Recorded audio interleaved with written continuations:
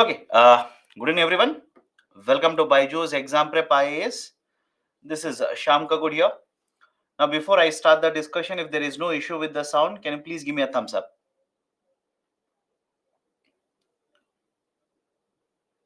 Done. Let's start. So, welcome to the webinar. In this webinar, we are going to discuss certain very important mains-based articles, or let's say the concepts that have appeared in the current affairs, or let's say in the newspapers in the month of June.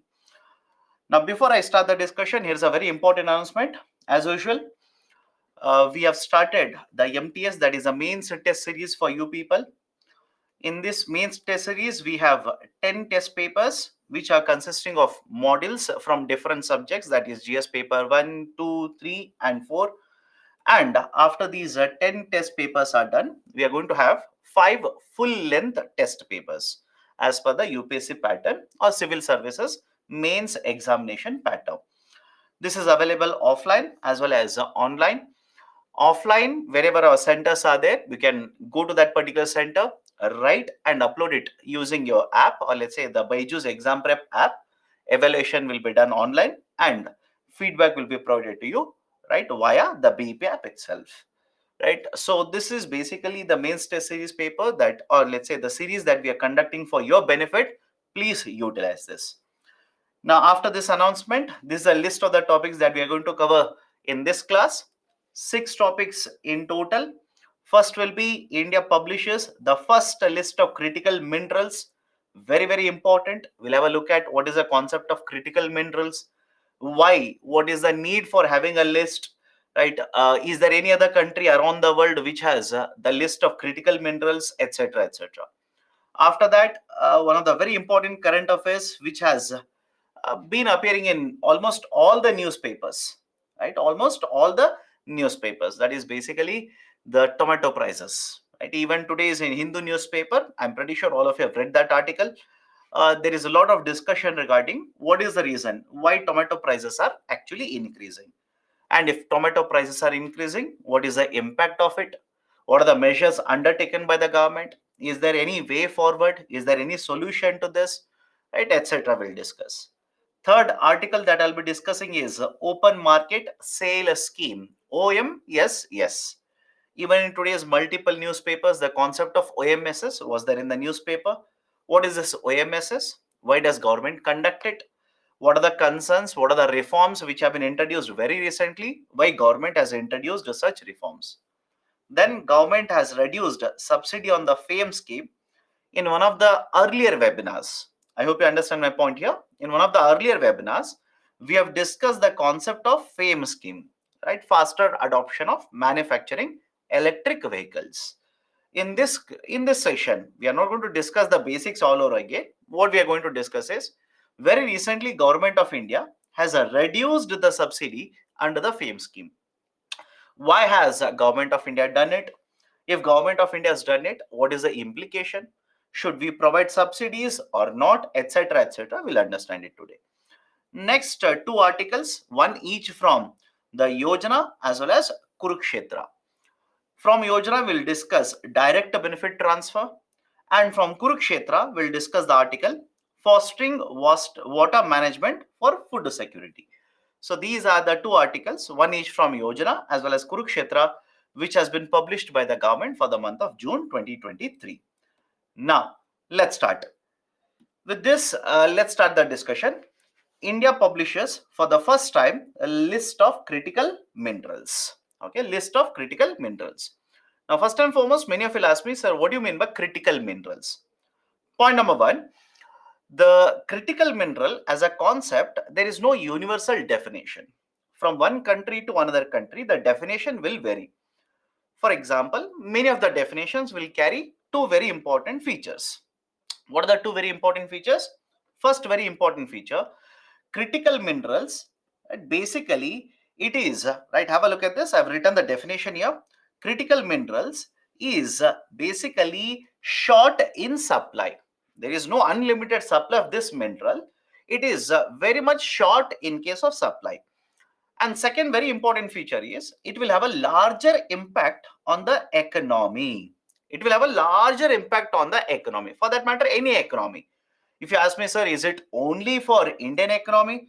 Is it only for American economy? No, right? Any economy for that matter, this is very susceptible, right? There is very high probability that the supply of this might be disrupted, and whenever supply of this will be get disrupted, it will have a huge impact on the economy. Let me give you one simple example. All of you heard of lithium? Please do let me know. Have you heard of the mineral by the name of lithium or not? Lithium is a very important critical mineral. Why? Lithium plays a very important role in electric vehicles, EVs, electric vehicles. And the supply of lithium is not unlimited, it is very much limited in the international market. And generally, what happens is, have a look at this. Whenever the supply of this critical mineral, this is one is as an example, this is very much limited in supply, concentrated in very few of the countries, and the supply can get disrupted very easily. And whenever the supply will get disrupted very easily, it will have a huge impact on economy. It could be Indian economy. For example, Indian economy is mainly dependent on import of lithium because it is used in the manufacturing of batteries which are used in the electric vehicles. So argument is simple. Two general features which are applicable to critical minerals is that one, this is a very much limited or shortage in supply, and second one is any disruption in the supply of this will have a huge impact on Indian economy. Now, for the first time ever, please have a look at this. For the first time ever, Government of India has come out with a list of 30 critical minerals. I'll repeat the point here. For the first time ever, Government of India for the first time has announced a list of 30 critical minerals. You do not have to buy her 30 critical minerals. What I would recommend, this is my recommendation to you people. What I would recommend is try to remember around 4 to 5. If at all a mains based question is asked, you should have certain examples. I hope you understand my point. You should have certain examples to say, okay, these are the critical minerals.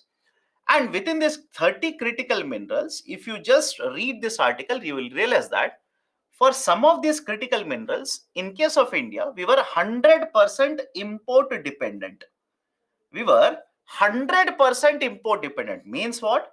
Whatever is the demand for this critical mineral, we used to import it from rest of the world.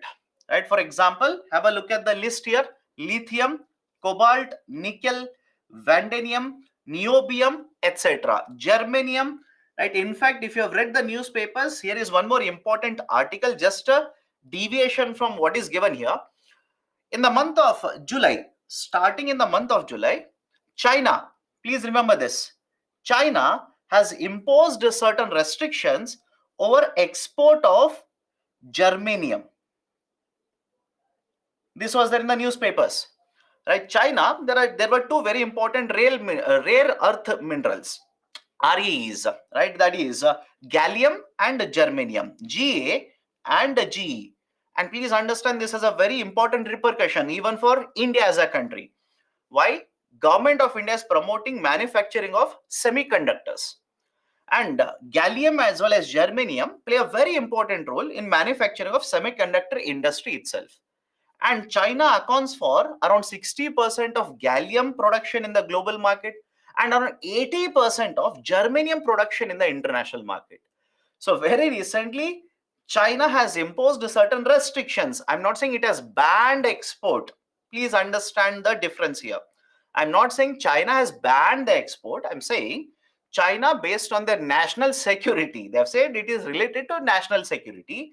They have said we will allow the exports, but with more restrictions. For example, if any exporter wants to export, let's say either gallium or germanium, now they will have to take a approval, they will have to take a license, lot of documentation they will have to provide, etc. So this concept of rare minerals, or let's say critical minerals, is very often cited in the newspaper. Please be very, very careful. Now coming back to the article here. Government of India, I said, for the first time ever, has announced a list of 30 critical minerals. Now, is India the only country in the world to announce such a list? Absolutely no. Just for sake of information, please remember this. There were many other countries. There are many other countries around the world who have already announced a critical mineral list. For example, government of USA, United States of America, has announced a list of 50 critical minerals. The United Kingdom has also announced a list of 18 critical minerals. Canada has also announced a 31 critical mineral list. So there are many other countries who already have announced a list of critical minerals. India is for the first time ever announcing such a list. Now, where are generally the critical minerals used? Any example which you can quote in the examination, or where, right, very famously they can ask you. For example, in electronic vehicles, electric vehicles. In electric vehicles, we use cobalt, we use lanthanum, we use lithium. In case of aviation sector, we use titanium, right? We use cadmium, indium, gallium in photovoltaic or solar technology. For example, have a look at this. Gallium already is there here.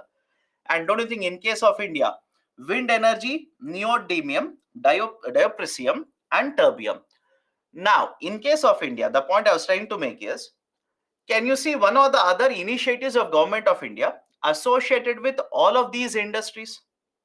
Think of it, right? Can you see one of the other initiatives of government of India related to all of this? For example, if you look at the third and fourth point, if you look at the third and fourth point, can I simply say government of India is promoting renewable energy production? Yes or no? Renewable energy production in case of India. By 2022, our target was 175 gigawatts. We have not been able to meet. But government now says 500 gigawatts of energy. Civil aviation sector, we want to promote manufacturing of, right, let's say the aeroplanes. We want to promote sourcing of these aeroplanes. We want to promote repairs and maintenance of these aeroplanes. And overall, we are promoting aviation sector in India. What about electric vehicles? FAME 1 initiative, FAME 2 initiative, etc. etc. So you can see that point I'm trying to make is very simple. The list is very exhaustive. Many of you can ask me, sir, where are all 30 critical minerals are used? The list is very exhaustive. It is not required for you to remember the whole exhaustive list. Just for sake of understanding why these are important in current affairs, please try to remember this. Now, have a look at the next point here. Which countries account for majority of these critical mineral productions? For example, rare earth minerals or rare earth, the metals as such, most of the production is concentrated in China. That is the reason China plays a very dominant role whenever the discussion regarding these critical minerals will be there in the current affairs.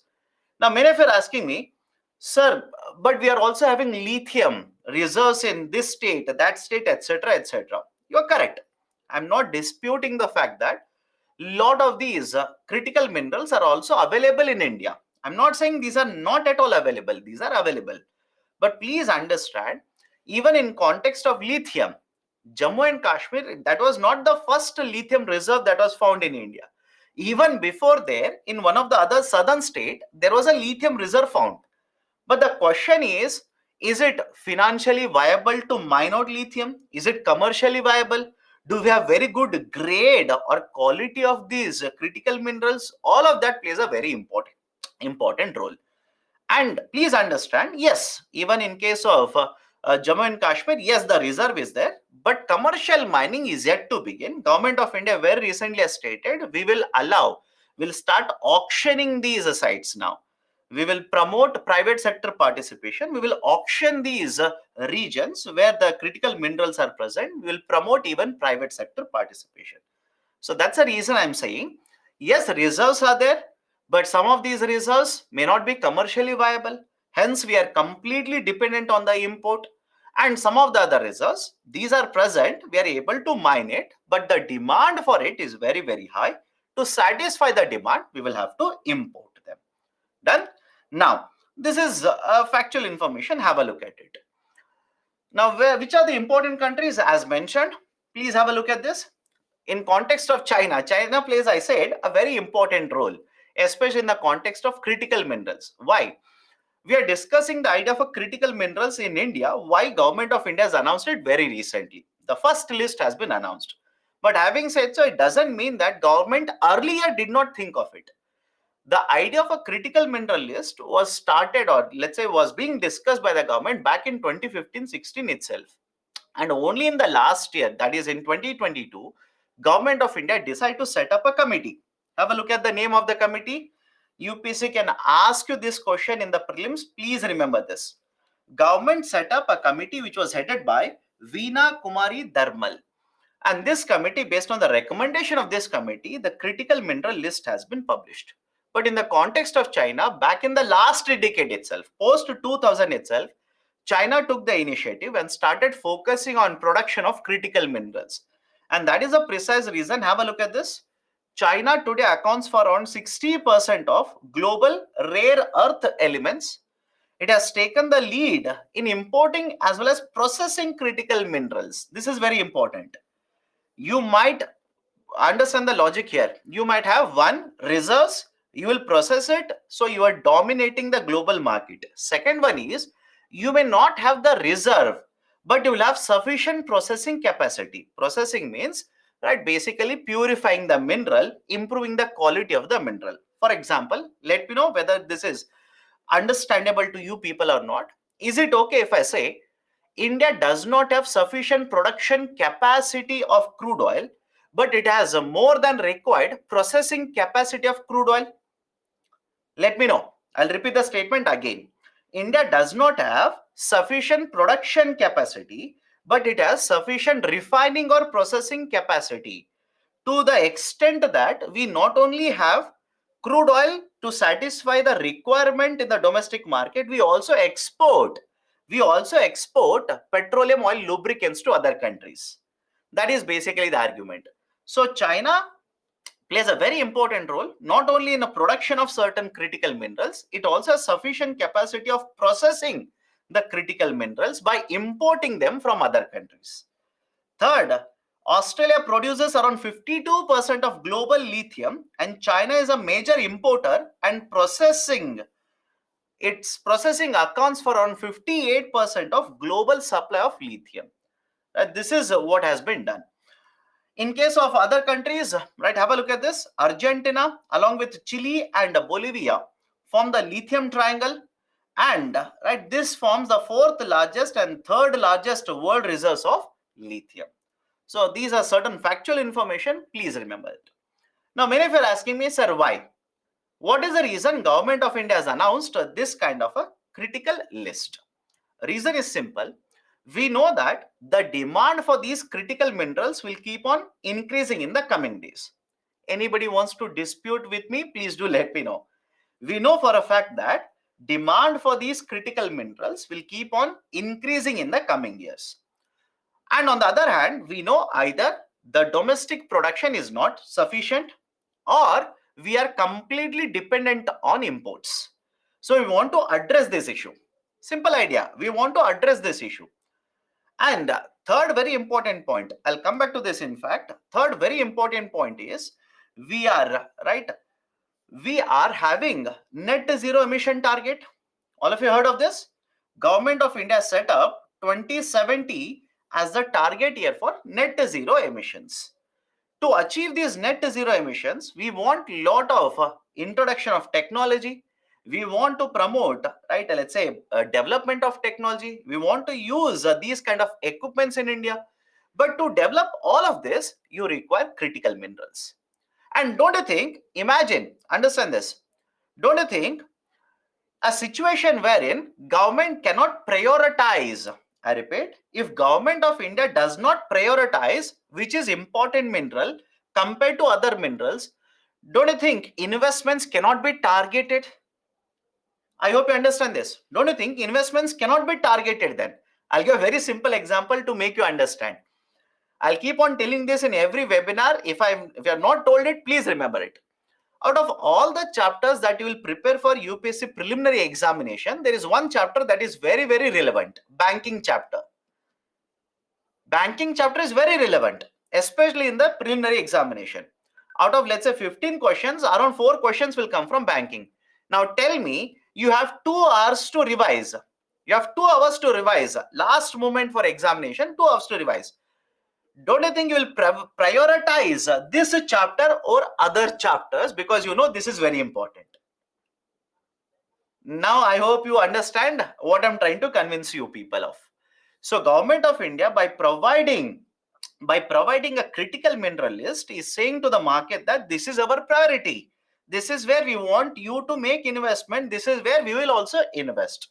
Promote investments, so reduce import dependence, enhance a supply chain resilience. Rather than being dependent on China, for example, rather than being dependent on some other country, why not produce and supply it in the domestic market, or enter into agreements with other countries, so that our dependence on China automatically will come down, and support a country's net zero objectives. These are some of the reasons citing which Government of India has announced a 30 list, or let's say list of 30 critical minerals. And Government of India has clearly stated they will be revising this list periodically. And what is periodically? Is it 5 years, after 10 years, after 15 years? That is not guaranteed. You'll have to wait and see. Now, apart from this, demand for the critical minerals in India is expected to increase in the coming decade, or even after one decade, because of Government of India's initiative to promote renewable energy. Promotion of electric vehicles is being done. Government is promoting PLI, production linked incentives, in various sectors such as electronic sector. So these are basically, right, the initiatives which require lot of critical minerals. Any problems here? Any problems? Please do let me know. Right. So what is the importance of the list? I've addressed. Now, what are the issues? What are the issues? Okay, what are the issues related to critical minerals? First one, private sector participation, especially in India, is very low. I hope you understand. Private sector participation in India is very, very low. Why? Critical minerals, most of the times, even globally for that matter, most of the times are controlled by the government itself. In many countries, government doesn't even allow private sector. Government only will establish entities which will be involved in the production of critical minerals. There are many, many countries which have done it. Even in case of India, until very recently, it was Government of India through its own entities which was focusing on the production of critical minerals. That is one, lack of private sector participation. Second one, utilization of technology. The kind of technology we are utilizing, it's not very much advanced. We want latest technology to be used in mining out and processing of these critical minerals. But don't you think if you want to use the latest technology, you'll have to spend a lot of money? Done. You'll have to spend a lot of money. And do you think Government of India, or let's say the entities owned by Government of India, will have sufficient amount of money to invest in such huge, or let's say latest technology? Right? You would require private sector participation. And third one, supply is dependent on various other factors. Right? Whether you enter into agreement with other countries, etc., etc., the supply of this is dependent on various other factors. For example, you want to import, let's say, a GA and GE from China. Now, China has imposed restriction over export of GA and GE. Don't you think what happens to the geopolitical situation? I repeat, what happens in geopolitical situation, that will have a larger bearing on supply of these minerals in the international market. Whether India has very good relations with China, maybe then they will allow the easier exports to happen to into India. If China feels India is having a very aggressive position in various issues affecting the interest of China, they will try to restrict the exports like we do with many other countries. So the supply is dependent on various other factors, right? So these are some of the issues related to supply of critical minerals. Last point, supply not clear, my dear. You have, let's say, import dependency, and majority of them come from China. What if China will ban? And they'll simply say because of security reason. And has China done it? In the last decade, yes.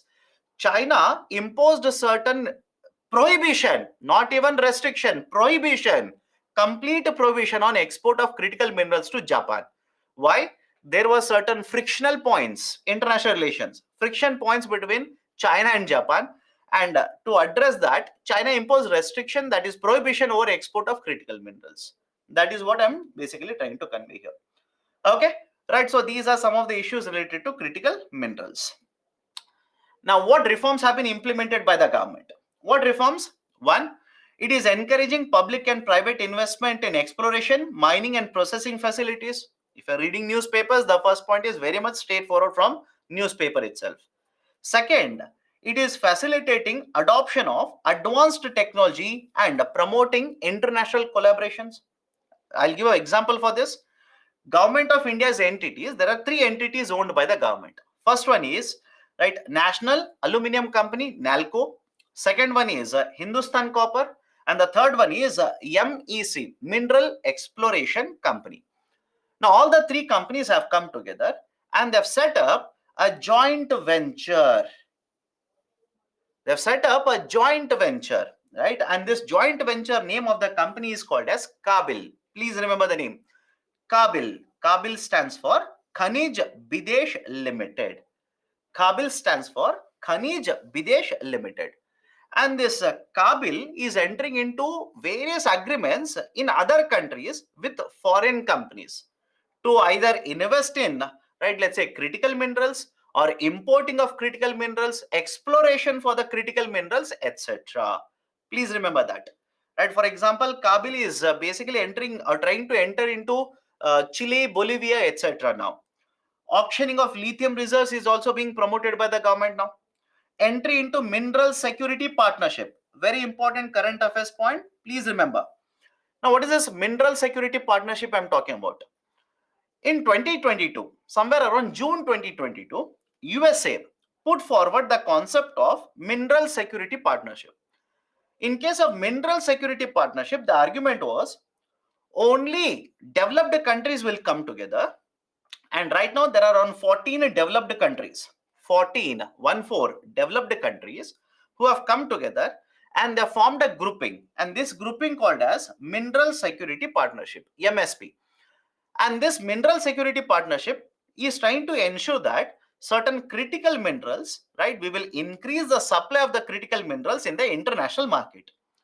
And the reason why they have formed this mineral security partnership was in the last couple of years, there have been a lot of frictional points between USA and China.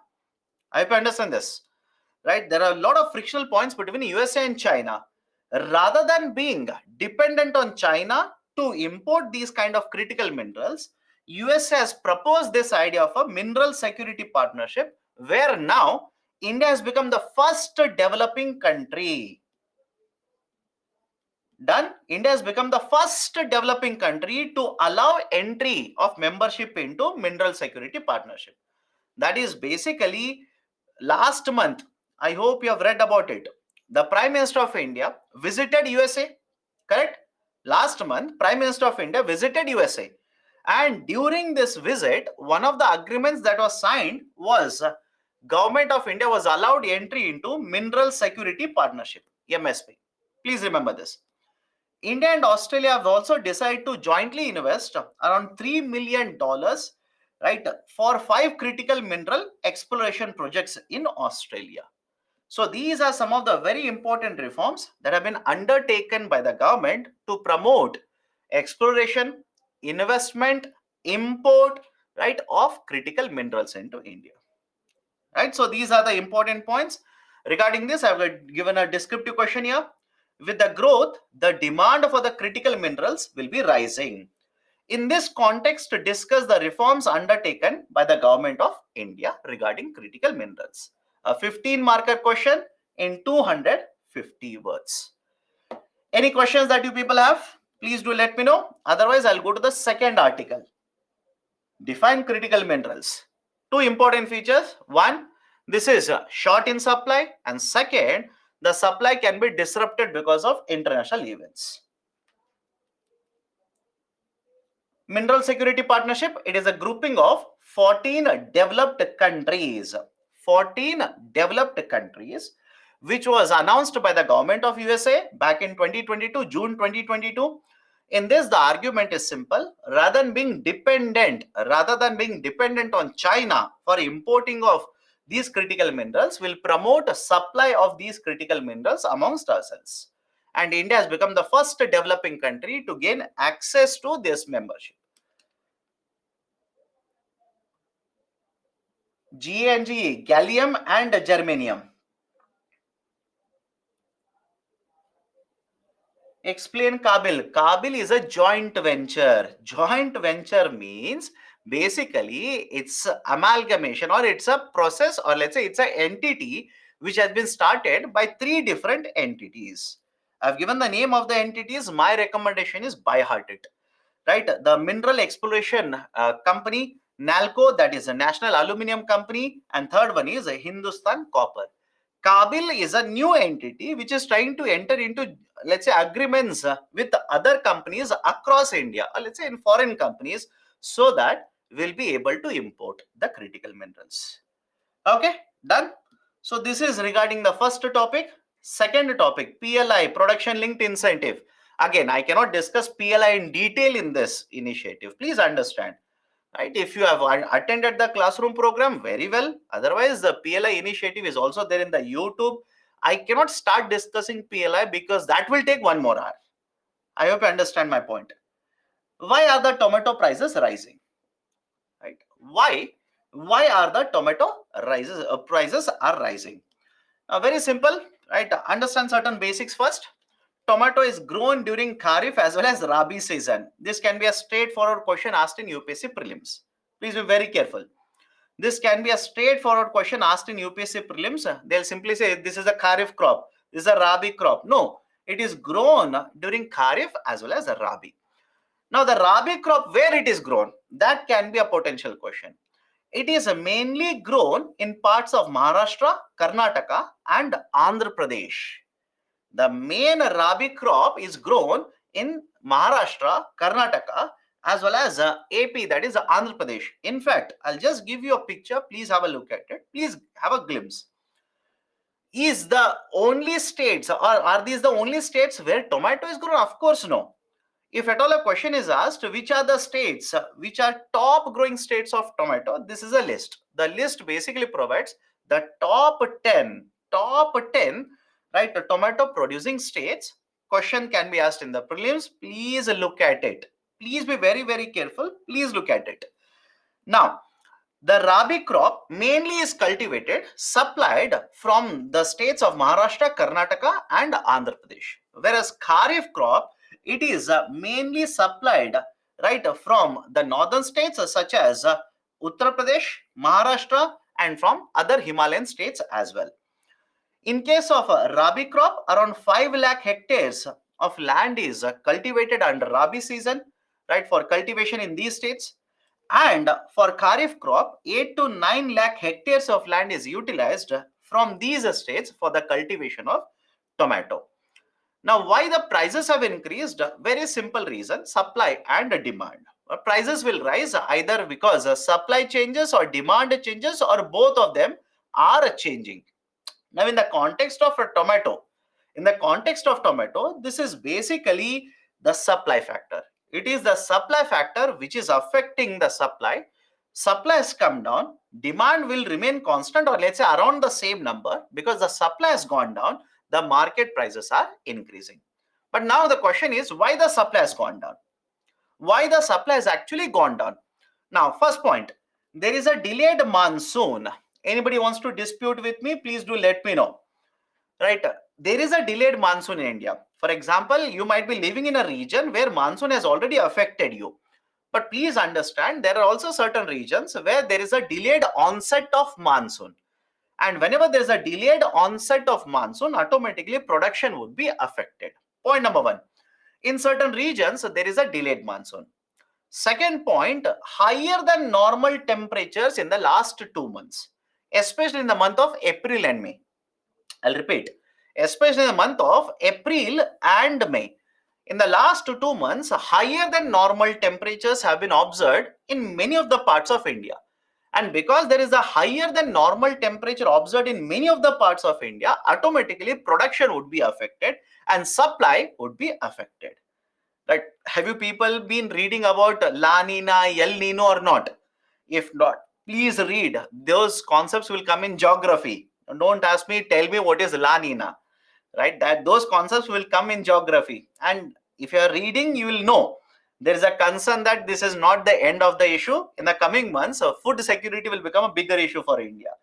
Done. So understand the problem here. There is a delayed monsoon, higher than normal temperature in the last 2 months in some of the key production states such as Karnataka and Maharashtra has reduced the production. And on the other hand, in certain parts of the states where tomato is mainly grown, for example, in the parts of Kolar, part of Karnataka, because of this higher than normal temperature and delayed monsoon, there is a pest attack and there is also a virus attack. Please remember the names of the virus. Question can be asked on this as well. The names of the virus, two types of viruses which have affected the cultivation of tomato. One is leaf curl virus and the second one is cucumber virus. Many of you look at the name cucumber virus will be under the impression that this virus will affect only cucumber. No, please understand. The first time when this virus was detected, it had affected cucumber. That is the reason this has been named as cucumber virus. But apart from cucumber, it can affect other types of agriculture commodities also. Please be very careful. So leaf curl virus, LCV, and second one is a CV, that is a cucumber virus. These two viruses also have right basically affected the quality of tomato as well as quantity of tomato production done in some of the states. Some of these regions now are continuously under the rain. Incessant rainfall, continuous, unstoppable rainfall, flood-like situation has arisen. Now, when this continuous rainfall will happen, automatically what will happen? Production of agriculture commodities, not just tomato, agriculture commodities would be affected. Point number one. Point number two, if there's a continuous rainfall, what about supply of agriculture commodities? Please tell me.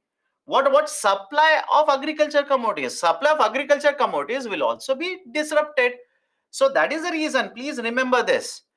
The supply also has been disrupted because of the rainfall. Production also has been disrupted because of rainfall or absence of rainfall or delayed rainfall. All of these factors. Right. Fourth point. This is very interesting. In the last year, that is during the month of December, tomato prices crashed. Simple. Tomato prices crashed. And when the tomato prices crashed, wherein tomato prices or tomato was sold in the mandis at around 2 rupees, 3 rupees per kg, 4 rupees per kg, etc., etc.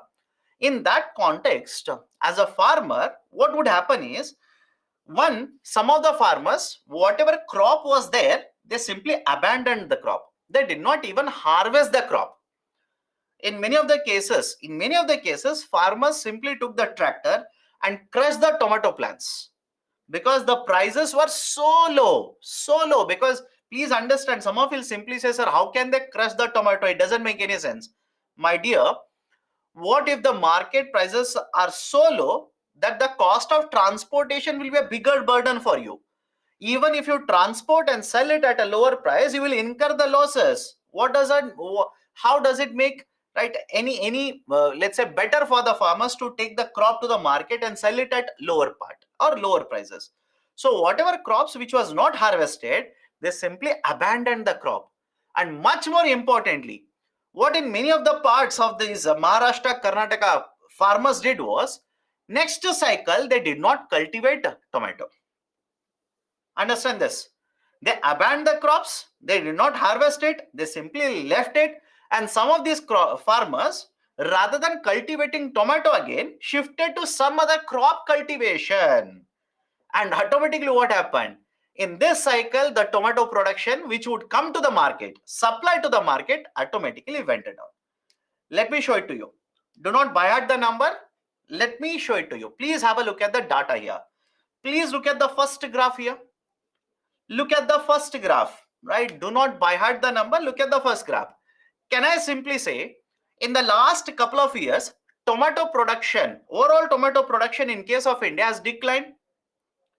Just make an observation and tell me. For the last couple of years, that is in the last 3 to 4 years, tomato production in case of India has declined, has decreased. These are some of the reasons. Now, two very important concepts here. One, mainly the reason, right? Mainly the reason for the tomato inflation or tom inflation, whatever they want to call it as, it is on the supply side. Can I say the tomato inflation is more of a cost push inflation? Let me know. Tomato inflation is more of a cost push inflation. Cost push inflation means a supply side. There are problems related to supply side. It is more of a cost push inflation. Second one, suddenly UPSC might ask you one more theory, which is called as a cobweb theory.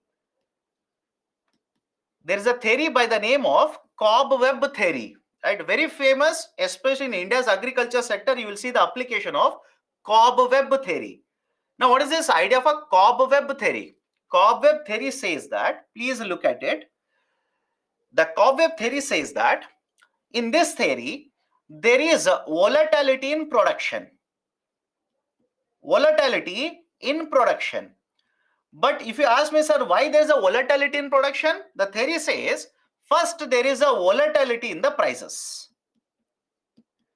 There is a volatility in the prices, which will lead to volatility in the production. And these two factors will keep on recurring in a cycle. Is it okay? I'll repeat it again. First, there is a volatility in the prices, and then there is a volatility in the production. And these two factors will keep on appearing in a cycle like this. Right? So, volatility in prices, volatility means uneven, higher, lower, higher, lower. And right, as a result of this, there is a high production, low production, high production, low production. And when there is a high production, in next cycle, what will happen? Right? Or when there's a high production, market prices would be lower. Next cycle, production would be lower. And when production is lower, market prices will increase. And when market prices will increase, production in the next cycle will increase, which will lead to lower market prices. So can you see the cycle here? Can you see the cycle? Cycle means continuously repeating. This is called as a cobweb theory. Please remember, this can be asked in the UPSC prelims. And what is the problem with the cobweb theory? Consumers will not be benefiting, nor the producers will be benefiting.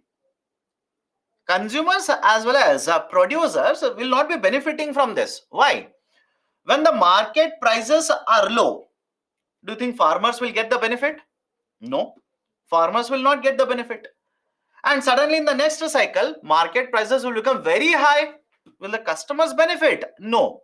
And please understand, tomato has a very short shelf life. I hope you understand. Tomato has a very short shelf life. Shelf life means the expiry period for the tomato is very, very small. Can you purchase tomato, store it for 6 months? Let me know. Right? Can you purchase tomato, store it for 3 months? No. On the other hand, can you purchase gold and keep it for 6 months? Can you purchase a pack of biscuit, keep it for three months? Can you purchase rice, keep it for 2 months? Of course, yes. So these kind of products, even though these are related to agriculture, the other products have a longer shelf life compared to tomato. So tomato, either you will have to purchase, consume it, right, within 1 week or maximum 10 days or maximum 15 days, assuming you have got a very good freezer or fridge, latest technology you have. Otherwise, this is a very, very quickly perishable item. And second point is, because the tomato prices have gone down, do you think you will consume more and more tomatoes? Think of that also. Right? If the tomato prices have gone down, will you purchase and consume more tomato? Of course, no. You will not consume more tomato. Right? So the demand is very less elastic for tomato. You will not consume more, right? Because the price have gone down. Or when the prices have increased, right? You will not reduce your consumption. Again, I'm talking overall demand. Don't say, sir, but in my house I've reduced the consumption. I'm talking about overall demand. Right? So these are certain very, very important points. Please remember, questions can be asked in these kind of concepts. Now, we have understood that tomato prices are increasing.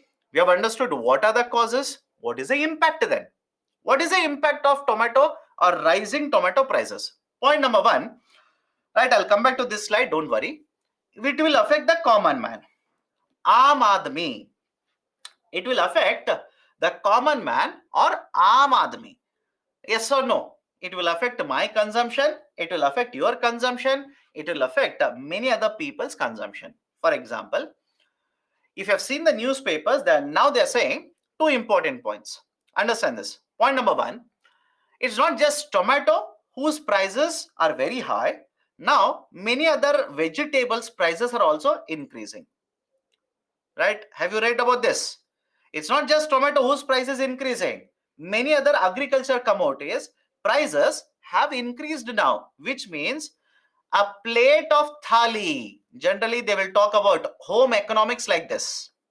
A plate of thali now has become much more costlier for the common man, which will have a huge impact on the consumption patterns. Second, there is also concern which has been raised by RBI. They are expecting a spillover effect into other agriculture commodities. That is, many other agriculture commodities, looking at the rise in the price of tomato, many of the agriculture commodities supply would be lower. The prices would start increasing in the coming months. That is the second impact they are talking about now. Third, what will happen to inflation? Tell me, what will happen to inflation now? Overall inflation is expected to go up. And when inflation will go up, right, don't you think RBI, Reserve Bank of India, might be forced? I'm not saying RBI is going to do that. RBI might be forced to further increase interest rates. Of course, that will happen. And that is the precise reason. Have a look at the impact of the tomato prices in the food inflation. Please have a look at this. Have a look at the impact of tomato prices on vegetable inflation. You will see most of the times they are in synergy. Is it okay? Most of the times they are in synergy. Synergy means most of the times when tomato prices have gone up, overall vegetable prices also have gone up. Most of the times, I'm not saying always, most of the times. Now this is a concern. In fact, please remember factual information now. I'll write a factual information. The weightage for tomato in case of a WPI and a CPI, because tomato prices are so much, right, basically become a part of the discussion now. Suddenly UPSC, to make it very difficult, can ask you a factual question. Now please tell me, those who have finished economics already, please tell me, where do you think weightage for the tomato would be higher, in WPI or CPI? Think of it and please tell me now. According to you, where do you think weightage for tomato would be higher, in CPI or WPI? It should be in CPI. Why? Right? Please read today's newspaper, by the way, Hindu. The data is not given, but one data is given. In case of CPI, the food and beverages weightage is around 46%. If I'm wrong, please do correct me. In case of in case of CPI, the food and beverages has a weightage of around 46%. It is around 45.86%. I've rounded off. And for cereals within this, it is around 10%. Right now, the CPI weightage, remember this, CPI weightage for tomato is 0.57%. 0.57%. Whereas in case of WPI, tomato has a weightage of 0.28%. In WPI, the weightage is 0.28% and CPI, the weightage is 0.75%. Please by heart it. By heart it. Simple, by heart it. Now, what is the impact? It will affect the consumption of common man. The market prices will go up, which means inflation can go up, which will force RBI to contain inflation by increasing interest rates. And the third one is, it will also affect the hospitality industry. For example, hotels and restaurants. Has it started affecting or not? Please do let me know. Has it started affecting hotels and restaurants or not? For example, McDonald's, a fast food chain, has already announced that they are not going to use tomatoes in their burgers now. Right? So it is already affecting the hospitality industry, because tomato is a day-to-day consumption product for hospitality industry to provide goods and services to us. Okay, so these are certain issues, or let's say the impact of higher tomato prices. So what measures have been taken by the government? Right? What measures have been taken? One, government has started selling tomato at discounted prices. Have you come across this? Government of India has asked these agencies such as NAFED to purchase tomatoes from some of the southern states, move across the border and sell it in some of the northern states. Because in southern states, supply is sufficient. No doubt, supply is there. In the northern states, right, it is supply is very, very less. So the agencies have been asked by the government to procure tomatoes, sell it there at a discounted price. My dear, please remember, some of you are saying, no, sir, I have not seen it. Those who are saying, sir, I have not heard of this news, you are not reading even Hindu newspaper. Can you understand my concern now? You are not even reading Hindu newspaper then. If you don't trust me, please check Hindu newspaper. Right? There's an agency by the name of NAFED. They've asked this agency to purchase, sell it at discounted prices. How much? There is no fixed price. That is, in some of the places it is around 80 rupees. In some of the places it is around 90, right, etc. Discounted prices they are selling it now. Second, Tomato Grand Challenge Hackathon. Right? What is this hackathon? Government of India has asked people. Government of India is asking you, me, economist, other experts, everybody in the market, please tell us what reforms should we implement. What reforms should we implement? Right? This is one more type of, right, let's say a measure which has been undertaken by the government. Now, please understand, this is not the first time that the government of India is doing this. You might be hearing it for the first time, but earlier also, right, last year when the prices of the onion, right, when the price of onion had gone forward, right, gone up or risen beyond control, government of India had done the same thing. That was called as a onion hackathon, where people are asked to give recommendation to government of India as to what should be the reform, what measures should be taken by the government. So these are some of the measures which government of India has taken. And the stand of government of India is very simple. Government of India says this is a seasonal occurrence. And I hope you understand, this is not the first time that the tomato prices or onion prices have gone up in India. It keeps on happening every year. But for the first time, tomato prices have gone up to 160, 200 rupees, 220 rupees, etc. That's the reason this has become a big debate. There's a seasonality factor, no doubt. But this season, the way the prices have gone up, that is a concern. Okay. Now, what is the way forward then? Should you provide any way forward? My recommendation, please do. The way forward that you can provide is we need to promote more and more tomato processing. Simple. We need to promote more and more processed tomato products. For example, you will get a processed product of tomato by the name of puree. Of course, they will put a right comma like this up. Don't worry. Right? Tomato puree. Tomato puree is nothing but a crushed version of tomato. That's it. They will take out the skin, crush it, right, remove the seeds, etc. Only the the inner part they will give you, that is called as a tomato puree in the form of, let's say, again similar to tomato chutney. So that is basically the recommendation. Why? I'll tell you. India accounts for around 11% of tomato productions. India accounts for around 11% of tomato production, but only around 1% of this is actually processed in India. Only around 1%. So the argument is simple. Why don't we invest in cold storage facility? Because if you want to process it, you will have to create supply chain. All of you will agree? If you want to process it, you will have to create a production supply chain, complete supply chain. You cannot take every tomato, start converting that into puree. No, you will have to procure it, you will have to transport it, you will have to store it, then you will have to have infrastructure to convert into a puree, you will have to have packaging infrastructure, etc., etc. So one recommendation that most of the experts are saying is processing of tomatoes in case of India is very, very low. In fact, there was an interesting news which appeared in a couple of days ago's newspaper. Demand for tomato ketchup, demand for tomato puree has gone through the roof, right, through these online companies, e-commerce companies. Why?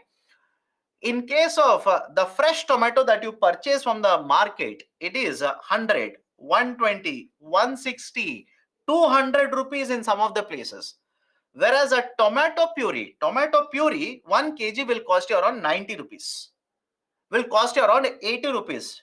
Tomato ketchup somewhere in the range of 100 rupees. So many people have started stocking.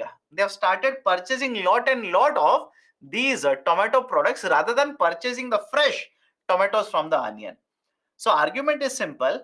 We need to promote, right? We need to promote more and more tomato processing, right? So that whatever is the demand, right? Whatever is the demand, if the supply also goes down, there is an alternative available to the people at a cheaper prices, right? Comparatively cheaper prices rather than prices of these products shooting through the roof, right? So these are some of the recommendations that you will have to provide in your answer. So based on this, I've given a question also. Discuss the importance of food processing sector in addressing the issue of food inflation. A 15 marker question in 250 words. Now, before I go forward, any questions, please do let me know. Otherwise, I'll go forward. Weightage of tomato in CPI and WPI. In CPI, it is 0.57%. In case of WPI, it is 0.28%. Can Government of India provide MSP specifically for tomato resolve? It's a very, very short shelf life product. I hope you understand.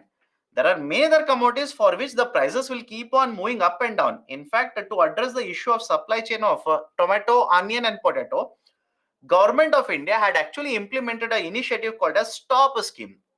TOP, Top Scheme, very, very famous, but has not been functioning very effectively. Can you repeat? Rainfall influence on tomato? If rainfall is delayed, cultivation would be affected. If excess rainfall is there, standing crop would be affected. If excess rainfall is there, transportation would be affected. This is how rainfall would basically disrupt the whole supply chain of a tomato production. Top is a tomato, onion and potato. Yes, top is basically acronym of 3 agriculture commodities. Okay. If cold storage is implemented, does that also increase the price of tomatoes? Not necessarily. In case of India, we do not have sufficient cold storage. If sufficient cold storage is available, then automatically prices will not be very, very high.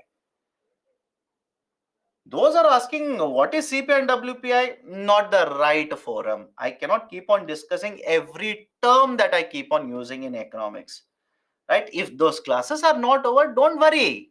Attend the classes, then you'll understand what is WPI and CPI. Okay.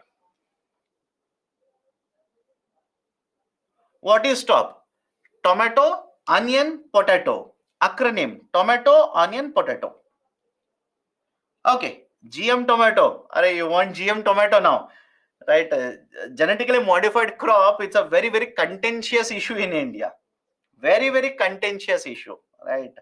For example, earlier also we had genetically modified other crops, right? Only genetically modified GM crop which is allowed for commercial production in case of India is cotton. Beyond that, we have not allowed any other GM crop in India.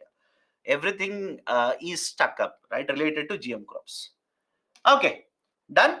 So next initiative, or let's say next important current affairs that I want to discuss is the concept of open market sale scheme. OMSS, open market sale scheme.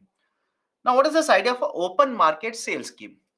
The open market sale scheme, it is an initiative that has been launched by the central government. It has been launched by the government, central government or government of India. Under this, what they will do is the Food Corporation of India, on behalf of government of India, will procure and store food grains. Food Corporation of India, on behalf of government of India, will procure and store food grains. For what purposes? The purpose is very simple. Whenever there is a mismatch between supply and demand in the market, that is, let's say, supply of these stored commodities will go down in the market, which will lead to higher market prices. The Food Corporation of India will sell these crops. Sell means basically it will auction these food grains in the market to the middlemen, various traders, etc., etc. They will purchase and supply of these crops in the market will increase, and basically it will stabilize the prices. That is basically the concept of open market sale scheme. OMSS, open market sale scheme. Now I am discussing OMSS. In the last 1 month, there have been a lot of, let's say articles or let's say reforms which have been implemented by the government or announced by the government in the context of open market sales scheme. And that is the precise reason I want to have a detailed discussion regarding OMSS here. Now, what are the objectives of OMSS scheme? Point number one, it wants to increase the supply of food grains to the market so that the market prices will be stabilized. Anybody has a problem with the first objective here? Please do let me know. Anybody has a problem with the first objective to enhance the supply of food grains during the lean season in deficit region. What do you mean by lean season? Please understand this.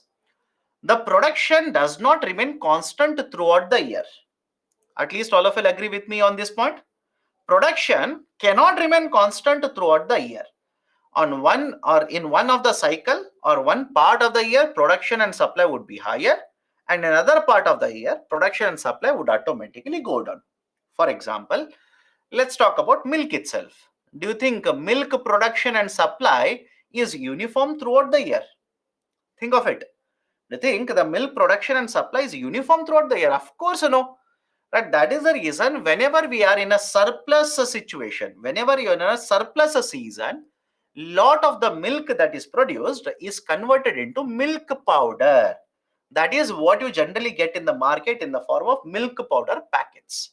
In the same way, many of these agriculture commodities will not have a same amount of production throughout the year. In one season, production could be higher. In another season, production could be lower. We'll call this as a lean season. Lean season. And second term is a deficit region. Deficit region means what? Imagine there is a state here. The demand for food grains is 100 kgs. Simple example. Right? The demand for the food grain in this state is 100 kgs, but the production is only 80 kgs. Can I call this as a deficit region? Please do let me know. Can I call this as a deficit region? So there could be a lean season, there could be a deficit region. To enhance the supply, to increase the supply in that region, right, government uses OMSS. Second, to moderate open market prices. To moderate open market prices. Right? Basically, in the context of the market prices, if there is a deficit region or let's say a lean season, the market prices automatically would start increasing. And when the market prices will start increasing, right, you will not be happy with that. I'll not be happy with that. Inflation will start increasing and it will have an impact on us. So government will use this to moderate market prices, to offload excess stocks. Now, please understand this. Government of India, through Food Corporation of India, will procure food grains. All of you are okay with me? And while I'm discussing, there's a very interesting question. What is the function of OMSS? What do you think I'm discussing? Please do let me know. What do you think I am discussing now? So, Government of India, through Food Corporation of India, will procure food grains. Now, please understand, the FCI procurement is mainly associated with the public distribution system of Government of India. The PDS, Public Distribution System of Government of India. For example, there is a National Food Security Act, Midday Meals Scheme, right? ICDS, etc., where government requires certain food grains. So, in order to ensure there is sufficient food grains, government will procure food grains through FCI.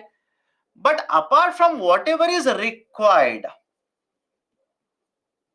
I'll repeat, apart from whatever is the necessity, whatever is required, will purchase extra food grains. Will purchase more than what is required amount of food grains. And this extra food grain is called as buffer. This extra food grain is called as buffer stocks. Now let me know, you purchase a rice. Can you store it without using that rice? Tell me now. Right? If you purchase the rice, can you store it without using for a very longer duration?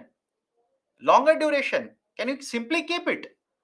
Right? The argument is Government of India spend lot of money. Again, I'm talking about government here. Government of India spend lot of money. Why to keep it idle like this? For how many months will you keep on maintaining buffer like this? No. So what government does is, this extra food grain, whatever they have procured, excess food grains, they will offload that in the market. They will sell that in the market. Okay. And finally, to reduce the carrying cost of the food grain. Carrying cost simply means cost for maintaining food grains.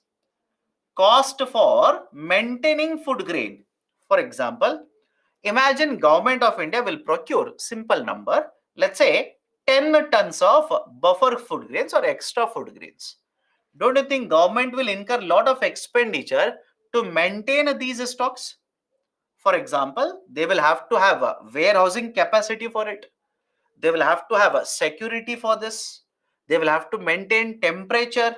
They will have to protect from the pest attack, etc., etc. So why do you keep on incurring lot of these maintenance cost, that is a carrying cost? Simply sell them in the market. Simply sell them in the market. Right. So these are some of the reasons why government will conduct open market sale scheme. Anybody has a problem? Right. These are the reasons why government will conduct a open market sale scheme. Second objective, my dear, if the market prices are very higher, government will supply these food grains. Supply increases, market prices will cool down. Market prices will automatically start cooling down. Right. So these are the objectives or the functions of having an open market sale scheme. Now, what has Government of India done? What has Government of India done very recently regarding OMSs? Point number one, right? I said these food grains are auctioned. These food grains are auctioned. Each of the bidder is allowed to bid for 10 to 100 tons. Please look at these points very carefully. Earlier, if you participated in OMSs, you were allowed to bid up to 3000 tons. Now, this has been reduced to 10 to 100 tons. In fact, the latest news is that government wants to further increase this up to 1000 tons. Whether they will do this or not, you will have to wait and see. But even today, as we speak, one of the very important measure is each of these bidders, those who will participate to purchase the rice or let's say wheat from FCI under OMSs, the lot that you will be allowed to purchase is minimum 10, right? Maximum is 100 tons, by the way. Earlier, you were allowed to purchase even up to 3000 tons. Now, why? What has Government of India, right, has in its mind? Why this has been introduced? Government says, with the 3000 tons, imagine there are two companies or let's say two players in the market. Understand this very carefully. There are, let's say, two players in the market, and because they are allowed to bid up to 3000 tons, if I'm basically auctioning, let's say, 6000 tons, if I want to supply 6000 tons, can I simply say both of these players, A and B, will purchase the 6000 tons? They're eligible, they will purchase. And what if they form a grouping? They will not supply to this market. Let me know. What if they form a cartel grouping and they will not supply this to the market? So government wanted to increase the supply to reduce the market prices, but that is not being achieved. What can we do now? Reduce the lot size. Reduce what is the maximum lot they are allowed to purchase. How much they are allowed to purchase now? 10 to 100 tons, which means now can I simply say A will purchase maximum, let's say 100, B will purchase maximum 100, but there will be many other players in the market. Is the logic okay? Let me know. There will be many other smaller players also in the market now who can participate, purchase and supply to the market. So that is the reason why Government of India has done it. Second, center has prohibited participation of states in the OMSs. This is very important. Why? The government of Karnataka, right now, Congress government is there in the Karnataka state. The government of Karnataka, or let's say the Congress party, before the elections, had announced a scheme. Don't worry, it is a regional level. For UPSC, you don't have to be worried. The state of Karnataka, or let's say the party, had announced a scheme where they said, I will provide you so much quantity of food grains. Now, the Congress has formed the government in the state of Karnataka. They want to implement the scheme. Right? By the way, many of you are asking what is the name of the scheme? Anna Bhagya scheme. The name of the scheme is Anna Bhagya scheme. Now, what this government did was basically approach the central government and they said, I want more food grains. Why? I want to implement Anna Bhagya scheme. Now, central government, what they have done is they have banned, they have prohibited participation of the states in the OMSs. States are not allowed to participate under OMSs. Why? Is there any logical reason? Right? Again, I'm not worried about political angle to that. I'll talk only economic angle. Central government says many of the states are going for elections this year. All of you will agree? Many of the states are going for elections this year. For example, state of Rajasthan. Have you people read today's Hindu newspaper article, minimum income scheme? Yes or no? Please do let me know. Minimum income scheme which has been proposed in the form of a bill by Rajasthan government. Those people who are saying no, be very careful. You are not reading current affairs. Right? The argument is simple. Many state governments are going for elections. Next year, Lok Sabha elections are there. Now, what if every state government, taking this as an example, they will do the same thing? Think of it. What if, right? What if every state government will do the same thing? Then they will come to the central government, ask for extra food grains. Where is the food grain available then? I hope you understand this. Right? So, center has prohibited participation of the states even in the OMSs. Right? This is the precise reason which has been announced by the central government. Third, government has decided to offload 1.5 million tons of wheat under OMSs. And the reason is simple. The market price of the wheat have been rising up. In order to bring down, control the market prices, government is offloading through FCI, of course, 1.5 million tons of wheat under OMSs. Now, why such measures have been undertaken? Whatever I've given or whatever I've explained, these are there in the points. Point number one, food grain production has been affected because of late onset, unseasonal monsoon or unseasonal rainfall, excess rainfall, higher, right, let's say temperature, or right, the La Nina, which is expected to affect the Indian agriculture sector. So there is already a large concern. It's a very huge concern for the government of India regarding what would be the food security situation in the coming days, right, for India. So in order to ensure that, government of India right now itself says will try to hold as much food grains as possible, will not allow the states to get more and more food grains. Okay. Food grain production has been affected. The stocks available with the Food Corporation of India should be used judicially, economically, so that the overall position is maintained. Will have sufficient food grains even with FCI. What if something happens in the future? Let's say continuous excess rainfall is observed. So in the next couple of months, right, suddenly there will be a huge demand for food grains in the market. Okay. Hence, the states have been excluded from the participation of OMSs domestic as per the revised policy.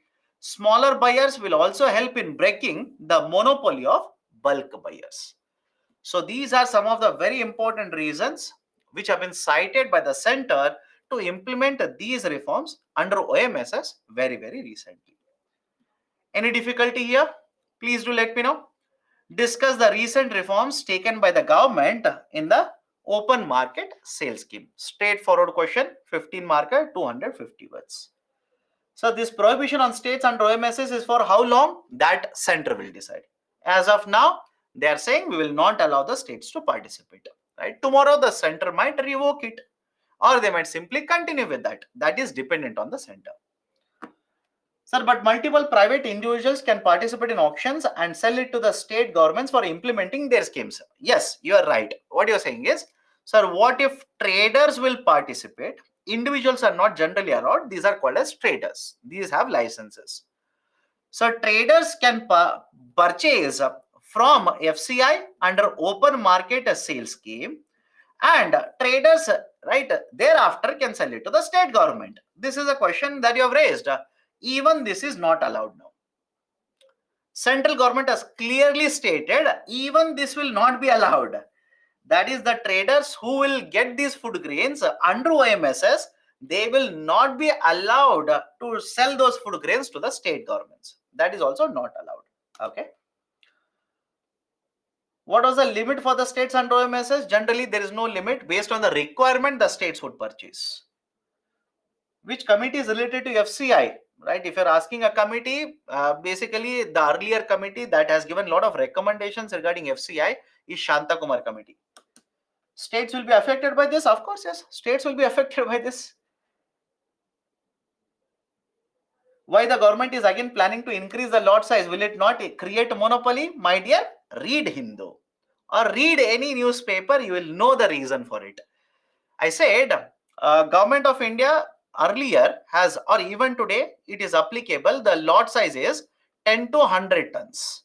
That is, if you want to participate and purchase, minimum 10 tons, maximum is 100 tons. This was done to break up the monopoly.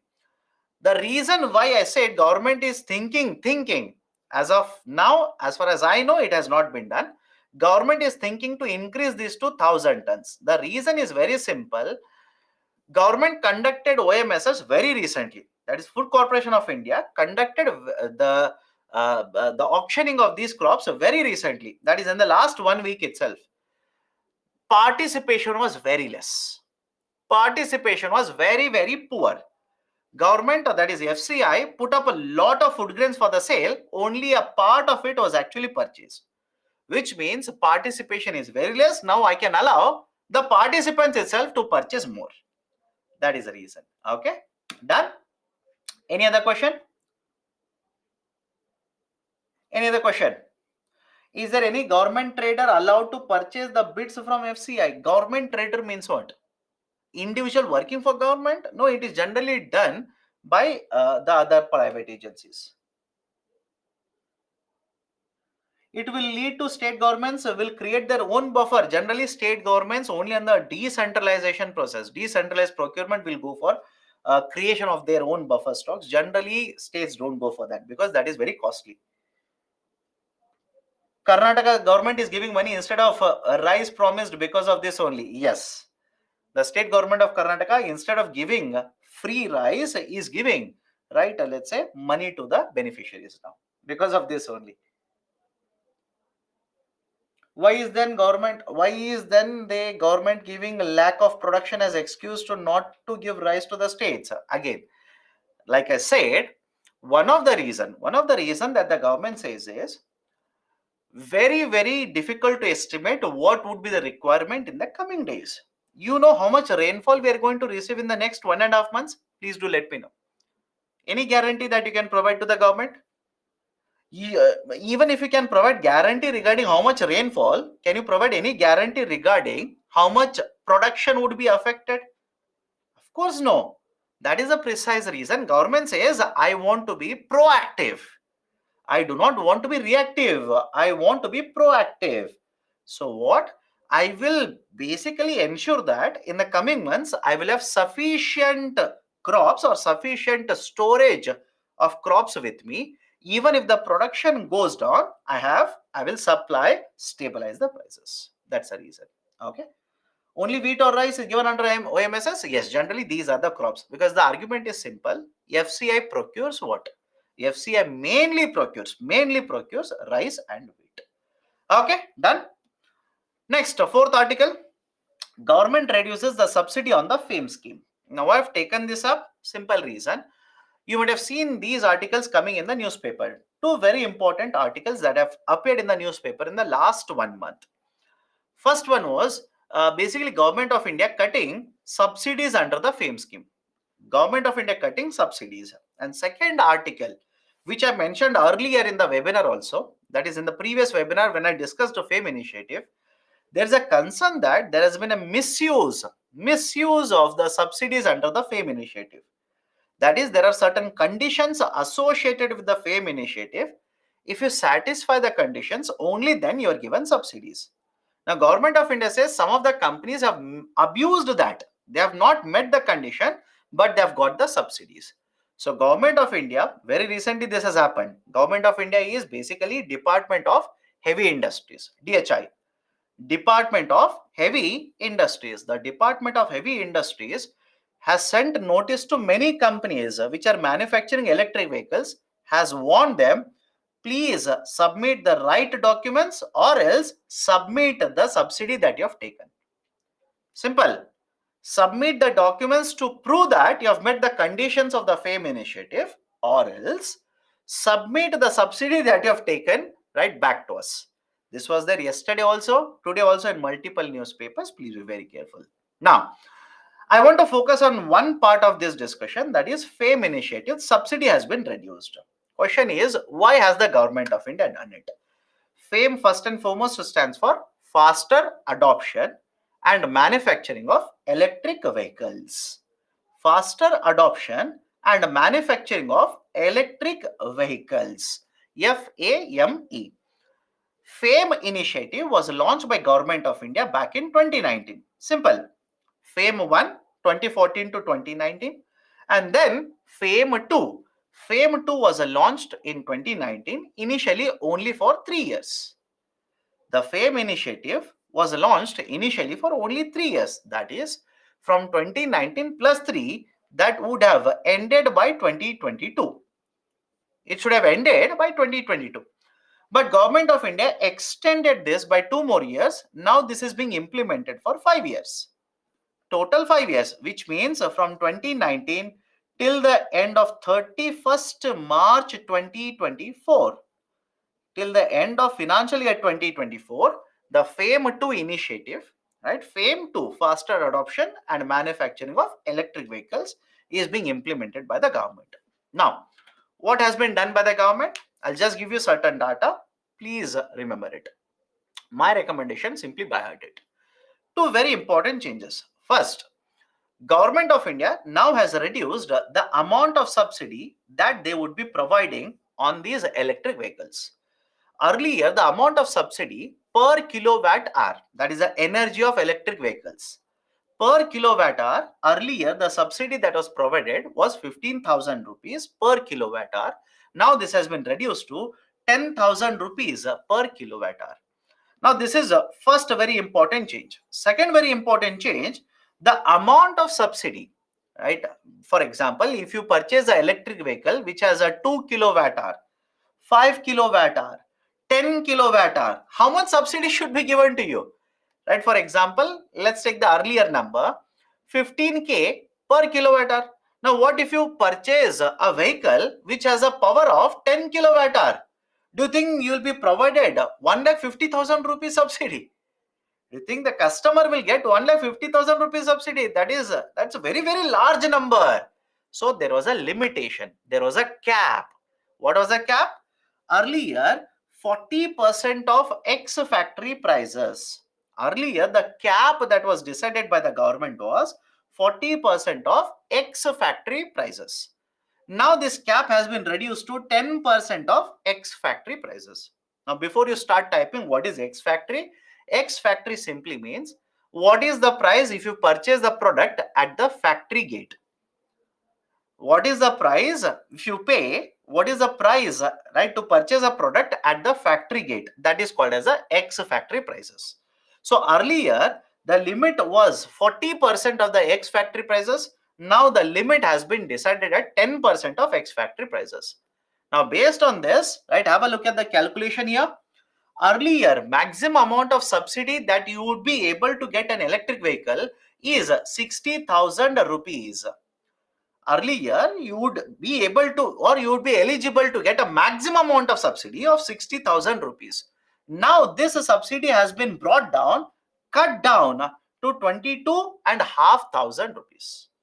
It has been reduced to 22,500 rupees, maximum subsidy. Now, what is the impact? Why has Government of India done? Are there any positive aspect of this? If there is negative, then what is the negative impact of this? Let's try and understand. But before I go forward, can everybody see this graphical representation provided in the article? Please do let me know. Before I go forward, please do let me know, can everybody see the graphical representation that is provided in the article here? Now, what is the representation? Should you by heart it? Please don't by heart it. That is not needed. What you can observe is basically the sale of electric vehicles, right? There is the sale of electric vehicles. The sale of electric vehicles suddenly dropped, suddenly declined in the month of June. Just have a look at the number, you will realize it. Right?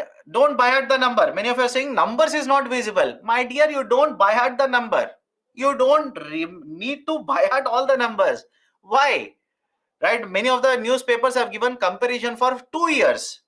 Right? You need to by heart the data for 2 years. Not needed. Just understand the logic here. The sale and registration of electric two-wheelers, E2W. I'll start using E2W, electric two-wheelers, suddenly dropped in the month of June. The reason is simple.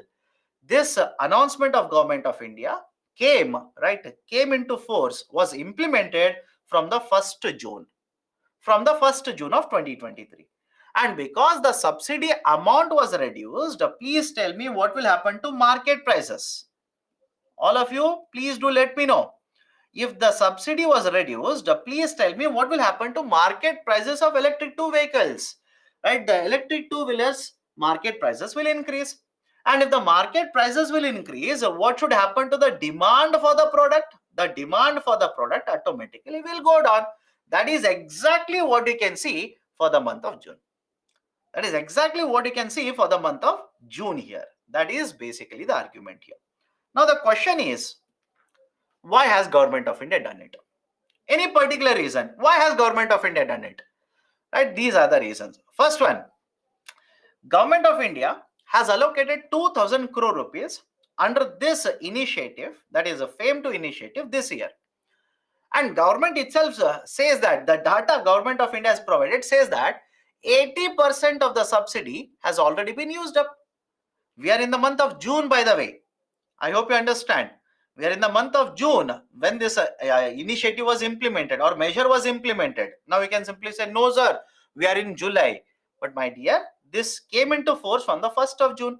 So before the month of June itself, 80% of the subsidy has been given by the government, which means for remaining 7 months, for remaining 6 to 7 months, it is left out with only 20% of the subsidy amount.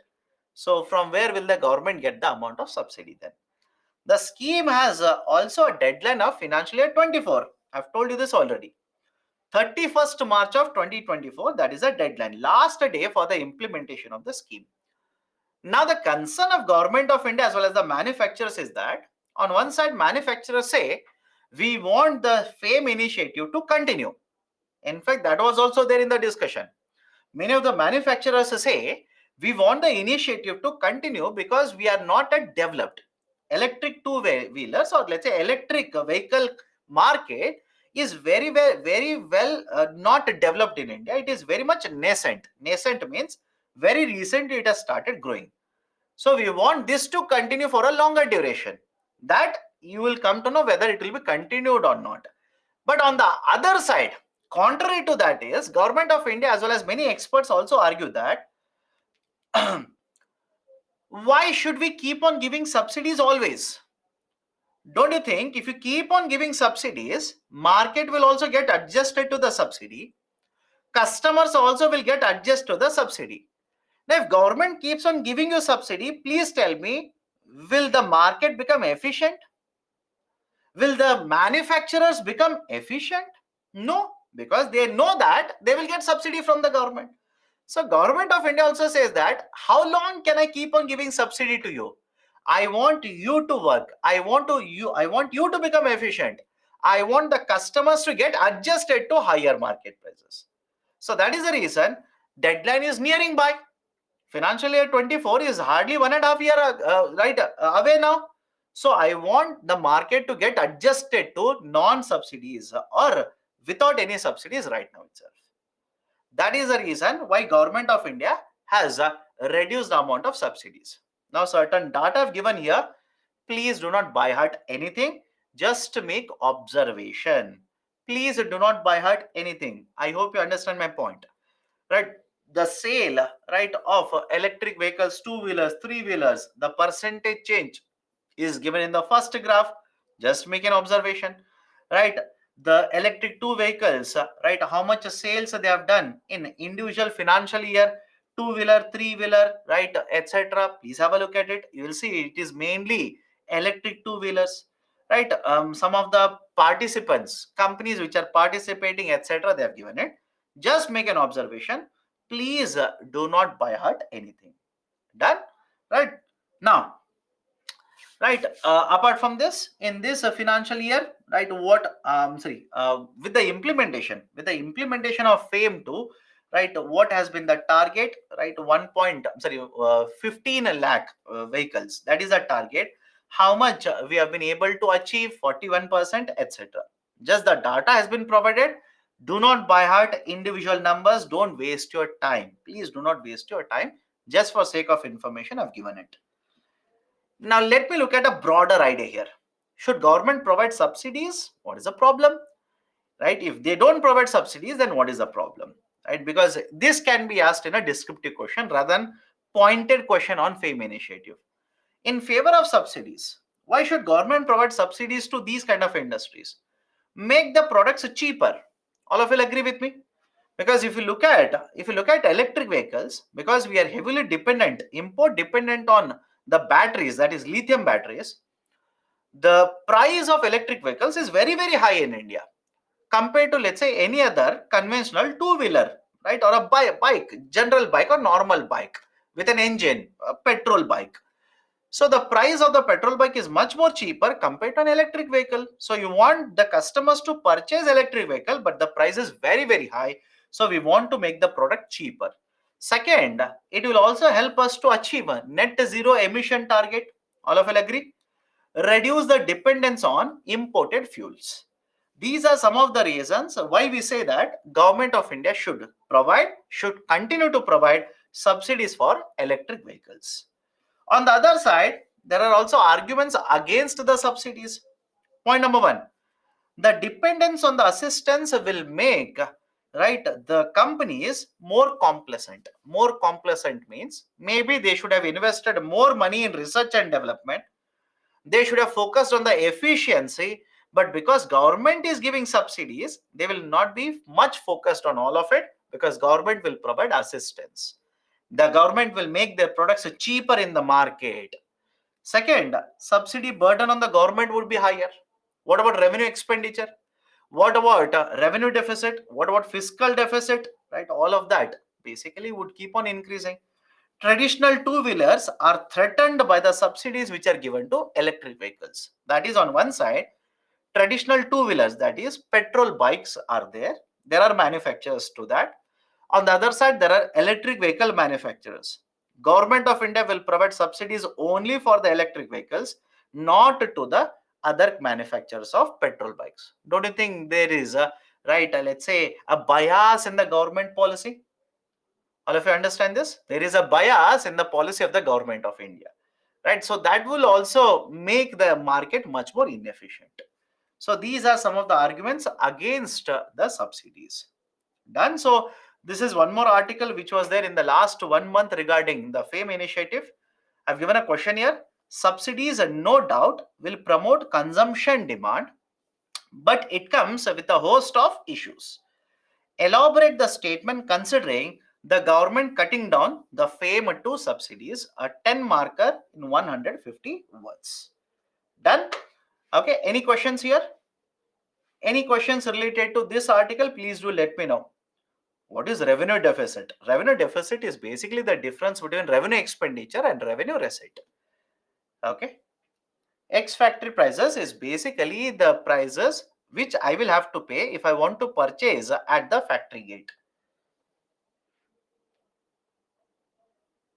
Tesla is also coming to India to accelerate EV growth with capacity of 500,000 units per year. Let them come. Right. As of now, again, this discussion of allowing Tesla to come into India, that's been happening for many years now. Let's see whether that will happen or not. Okay. Let me go forward. 40% is reduced to 10% or 15%. Check the article. I think it is 10%. Check the article. As far as I know, it is 10%. Anyways, As far as I know, it is 10%. Okay. Now let me go to the next article. Direct benefit transfer, right, from Yojana, June 2023. June 2023. Okay. Now, what do you mean by direct benefit transfer? Point number one, concept of direct benefit transfer was introduced in January 2023. Please have a look at the factual information here. It was introduced on the 1st of January 2023. Now, what was the idea for direct benefit transfer? It is an initiative. It is an initiative. Now they have created a mission, DBT mission, which works under the Prime Minister office. So, direct benefit transfer, the initiative was very simple. They said, if I want to provide a benefit, that is, let's say, a subsidy, I want to provide an incentive. Generally, there are a lot of intermediaries, right? Lot of government officials are there. And there is a problem with identifying the right beneficiary as well. So because, right, many people are, or let's say bureaucrats or officials are there in between, and right, by identification of the beneficiary is also very, very difficult. There could be corruption in the system. There could be a leakage in the system, etc. In order to address this, government introduced the initiative by the name of direct benefit transfer in the January 2013. Sir, in PPT it is 2013. I said DBT was introduced in 2013. Yes or no? Please do let me know. If I had said 2023, maybe I was referring to June 2023 Yojana magazine, but it is there right in front of your eyes. Even if I've told it wrong, I'll repeat it. DBT as an initiative was introduced in January 2013, 2013. Now, what would happen under the direct benefit transfer? Let me give you a very, very simple example. Let me give a very simple example. Okay. Let's say LPG subsidy. I'll take a simple example. LPG subsidy. Now, earlier, before direct benefit transfer was introduced, right, what would happen? What would happen? I'll give a very simple example. Imagine here is, right, a customer. Customer will book a cylinder. Okay, customer will book a cylinder. Let's say the company which is supplying the cylinder is an Indian company. Have you heard of this? There's a company by the name of Indian. HP is there, Indian is there, etc. Now, this company Indian, right, would simply sell the cylinder to the customer, right? Let's say at 600 rupees. The actual cost of the cylinder, may be 1000 rupees, but the company will sell it to the customer at only 600 rupees, which means this shortage or the shortfall of 400 rupees was given by government of India to the Indian company. Any problem in understanding the earlier system? Please do let me know. The actual cost of the cylinder is, let's say, 1000 rupee, right? Customer will be paying only 600 rupees. Government would be providing that 400 rupees, that is a subsidy amount, to the company Indian. This is how earlier concept of subsidy was given in the cylinders. But there is a problem with this system. What is the problem? Please understand, whenever the cylinder is sold to the customer for domestic usage means for a household purposes. For household purposes, the government would provide a subsidy. But what if the cylinder will be used for commercial purposes? What if the cylinder is supplied to, let's say, a restaurant? What if the cylinder is supplied to a hotel, right, etc.? For them, government said, I will not give subsidy. But in this example that I've written in the slide, is there any way for the government to find out whether this cylinder is going for domestic purposes or commercial purposes? Is there any way to find out? There is no way to find out for the government. And on the other side, can government know how many cylinders this customer is purchasing? Is it a right beneficiary or not? Whether this customer is a billionaire, millionaire, Mukesh Ambani, right, or let's say Anil Ambani, or Mr. Ratan Tata, who is the beneficiary? Can government of India come to know even this? That's also very difficult. What if same customer is purchasing multiple cylinders and right, using it for some other purposes? So there are so many possibilities. Misuse of the subsidy, right? The leakage of the subsidy, etc., will keep on happening. Now the same argument, or let's say the same idea of a subsidy of LPG, I'll give you an example under DBT how it will work out. Under DBT how it will work out is simple. Government will identify the beneficiary first. Let's say I'm the beneficiary. Let me start. Let's say I'm the beneficiary. So government knows I'm the beneficiary, and government also says if the beneficiary household has more than 10 lakh rupees per annum, I repeat, if this beneficiary household has more than 10 lakh rupees, 10 lakh rupees per annum, then that house will not get LPG at subsidized prices. You'll have to pay, right? Without any subsidy, you'll have to pay higher prices. So government has identified me as a beneficiary. Now I will book a cylinder. Same company, let's say Indian, Bharat Gas, BP, whatever the name is, don't worry. I'll book the cylinder. Cylinder will be supplied to me. I will pay 1,000 rupees. Simple. I will pay 1,000 rupees. But government will transfer 400 rupees into my bank account. Government will simply transfer that 400 rupees into my bank account. Now, don't you think the issues of identification of the beneficiary, whether subsidies are getting diverted, whether the cylinder is being used for commercial purposes or household purposes, all these issues will be addressed with this initiative of direct benefit transfer? Please do let me know. Will all these issues be addressed here? Of course, yes. So that is the reason government introduced the concept of direct benefit transfer. Initially, very few schemes were brought under this. Today, if you visit, there is a website by the name of DBT Bharat. The DBT Bharat website says around 312 schemes are covered under direct benefit transfer. Is it okay? I'll repeat it. Around 300 plus schemes are covered under direct benefit transfer. And please remember this. Under the DBT, all these schemes, whether in these schemes, right, the incentive is given in the form of a cash subsidy or kind subsidy will also be covered under this. Under direct benefit transfer, under DBT, either the cash subsidy based incentives or even kind based, right, incentives, right? Many of you will ask me, what do you mean by kind? Kind means non-cash. Kind simply means a non-cash subsidy. For example, please tell me, National Food Security Act. All of you heard of this? National Food Security Act. Under National Food Security Act, 5 kgs of food grains are given free of a cost. Can you call this as a cash subsidy? Let me know. Can you call this as a cash subsidy? No, it is a kind subsidy. So cash subsidies as well as kind subsidies, more than 300 of these schemes are covered under direct benefit transfer. Right, so objectives will be to promote electronic transfer of the benefits, right, reducing the number of right bureaucrats, reducing the number of government officials. Delayed payments will also not happen. We will process it faster. We will directly transfer it either into the beneficiary's account, or I will identify the beneficiary, provide the kind subsidy. Right, accurate targeting of the beneficiary, curbing leakages. Pilferage means leakages. Okay, any problem with this? How it is direct? My dear, direct here symbolizes identification of the beneficiary.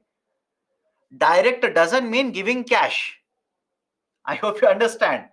Direct doesn't mean government will give cash in your hand. No, direct simply means identifying the beneficiary. You are identifying the beneficiary and you're ensuring the right beneficiary is getting either the cash subsidy or the kind subsidy. That is the meaning of the term direct benefit transfer.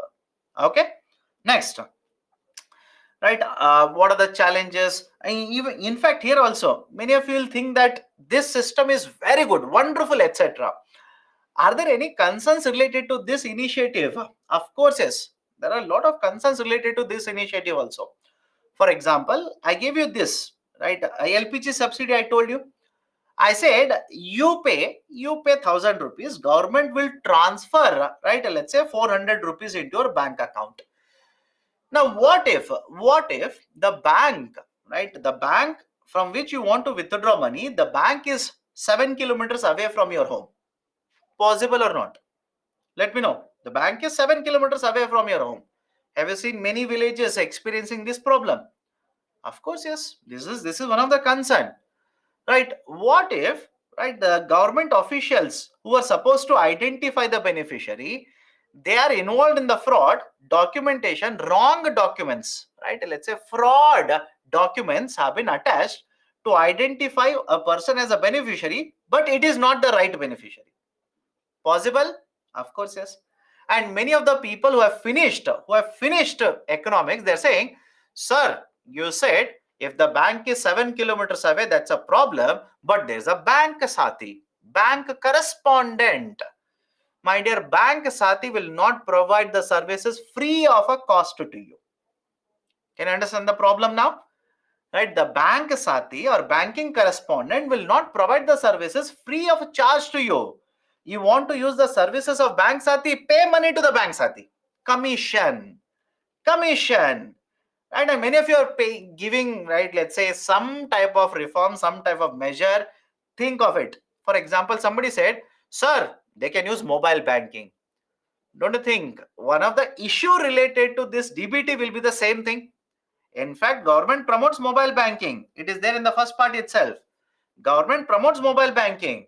But do you think everybody can use mobile banking in India?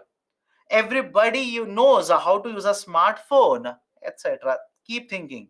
You'll know that that's a problem. Okay, right? And one more important problem is you're asking the beneficiary in this example to pay 400, and later you will transfer the 400 rupees into the bank account.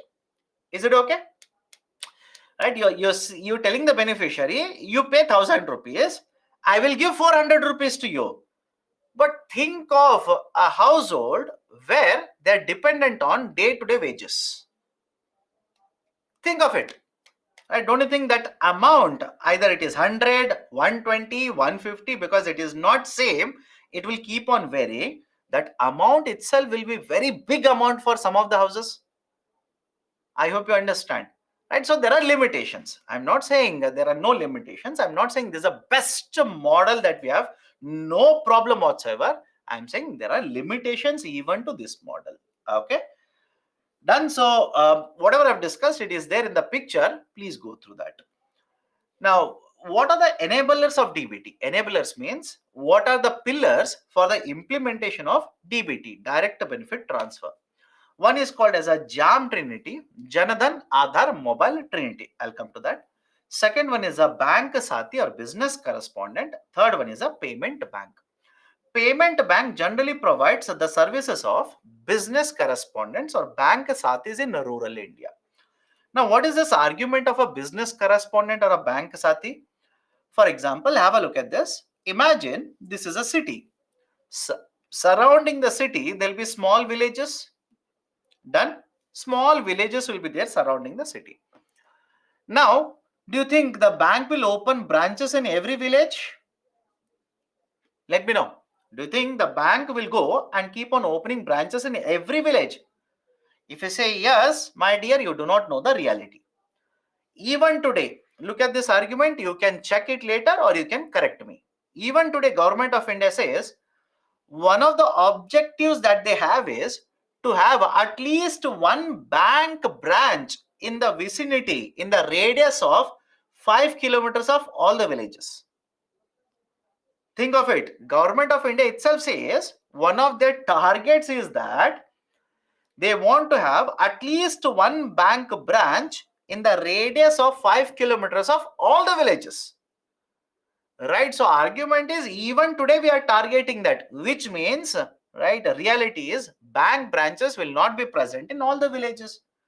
So do you expect the people from the villages to go to the city, travel, let's say 8 kilometers, 10 kilometers, 15 kilometers, right, to withdraw their right PM Kisan subsidy, to withdraw their scholarship, to withdraw their LPG subsidy? What about older people? What about bedridden people? Think of them also. So there are issues with that. There are certain problems. So what is the model which has been proposed? Post 2006, Reserve Bank of India has introduced a model by the name of banking correspondent or bank sathi. In case of a business correspondent or bank sathi, what happens is, on behalf of the bank, I repeat, on behalf of the bank, they will conduct basic banking transactions. I repeat, on behalf of the bank, they will conduct basic banking transactions, right, for the customers. For example, have a look at this. They will allow you to deposit money. They will allow you to withdraw money from your account. They will allow you to submit, right, let's say a new bank account opening form, a new loan form. They will allow you to withdraw subsidies from your account, etc. But for that, they will charge you certain amount of money. That is basically a commission. Right? This is a model of business correspondent, and payment banks generally provide services of business correspondent. Now, what is this concept of a JAM Trinity? Janathan Aadhaar Mobile JAM Trinity. Please have a look at this. Those are asking long form, long form, long form. It is there here. Please have a look at it. JAM Trinity basically refers to three pillars which will help government to implement direct benefit transfer initiatives. That is, first we will identify the beneficiaries.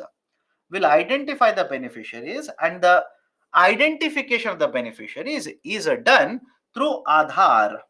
Identification of the beneficiaries is done through Aadhaar. For example, if you are a beneficiary under, let's say, National Food Security Act, you can use your thumbprint to identify yourself at a shop. Is it okay? If you're a beneficiary under, let's say, National Food Security Act, you can use your thumbprint. Thumbprint means Aadhaar credential to identify yourself. Now, once you identify, the government also has opened up Janadhan Yojana accounts for the beneficiaries. If it is a cash subsidy, the cash is transferred into the bank account.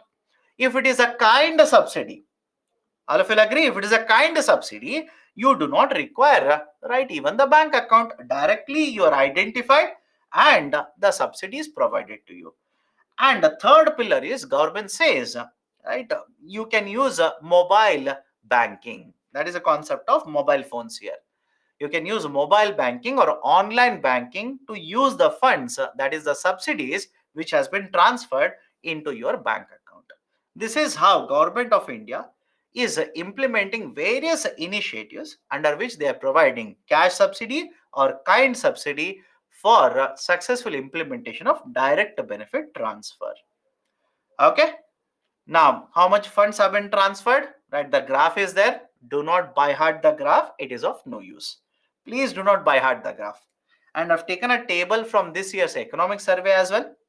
This is from this year's economic survey. Again, just make an observation. Please do not by heart numbers. UPSC will never ask you numbers like this, right? Don't by heart. Number of schemes under direct benefit transfer. Please have a look at it. And if you want to check, you can check DBT Bharat website. It says 312, right, schemes. Total funds are transferred. This is the data. How much funds have been transferred under the cash schemes, in kind schemes, how many beneficiaries are there, etc. The data is there. Please do not by heart anything. And many of you, after, right, maybe tomorrow or day after tomorrow, or maybe before the exams, if you look at this table, some of you will simply think, how can number of beneficiaries reduce? How can number of schemes reduce? I hope you understand. Some of the schemes will be rationalized. All of you will agree? Some of the schemes would be rationalized. Bogus beneficiaries can be removed. Number of schemes, right, might be merged. Some of the schemes might be discontinued. That's a reason the scheme number will vary. Number of beneficiaries will also keep on varying. Do not have any confusion regarding that. Okay. So this is a discussion regarding the article that has appeared in the month of June on direct benefit transfer. In fact, I've gone beyond what is given in the Yojana magazine. Question is discuss the enablers and the concerns related to implementation of direct benefit transfer, DBT. Right, what are the enablers and what are the concerns? I've discussed both of them. In 250 words you are supposed to write. Okay, the final article, factual information. Most of the information that is there regarding this is just factual. Right, the article from Kurukshetra magazine, fostering water management for food security. This appeared in the month of June 2023, that is in the Kurukshetra magazine. Point number one, simple argument here. Water is a very important resource required for agriculture sector. Anybody has a doubt regarding this, please do let me know. Water is a very, very important resource. Resource is nothing but input. Very often you'll come across the term resource. You'll keep on getting confused as to what do you mean by the term resource. Resource is nothing but input. So any input is called as a resource. So water is a very important resource in the agriculture sector. And please understand, in case of India, around 80 to 90%, around 80 to 90% of the water that is consumed, it is consumed in the agriculture sector itself. Household accounts for around 1 to 2%, and around 7 to 8% is for commercial usage. Around 90% of the water consumed is used in the agriculture sector itself. But the concern has been that the way we are using water in the agriculture sector, it is not very efficient enough. I'll give a very simple example so that you will understand what I'm trying to convey to you people. Whenever you use water, to irrigate the field, have you come across the term irrigation? Irrigation means supplying water to agriculture field.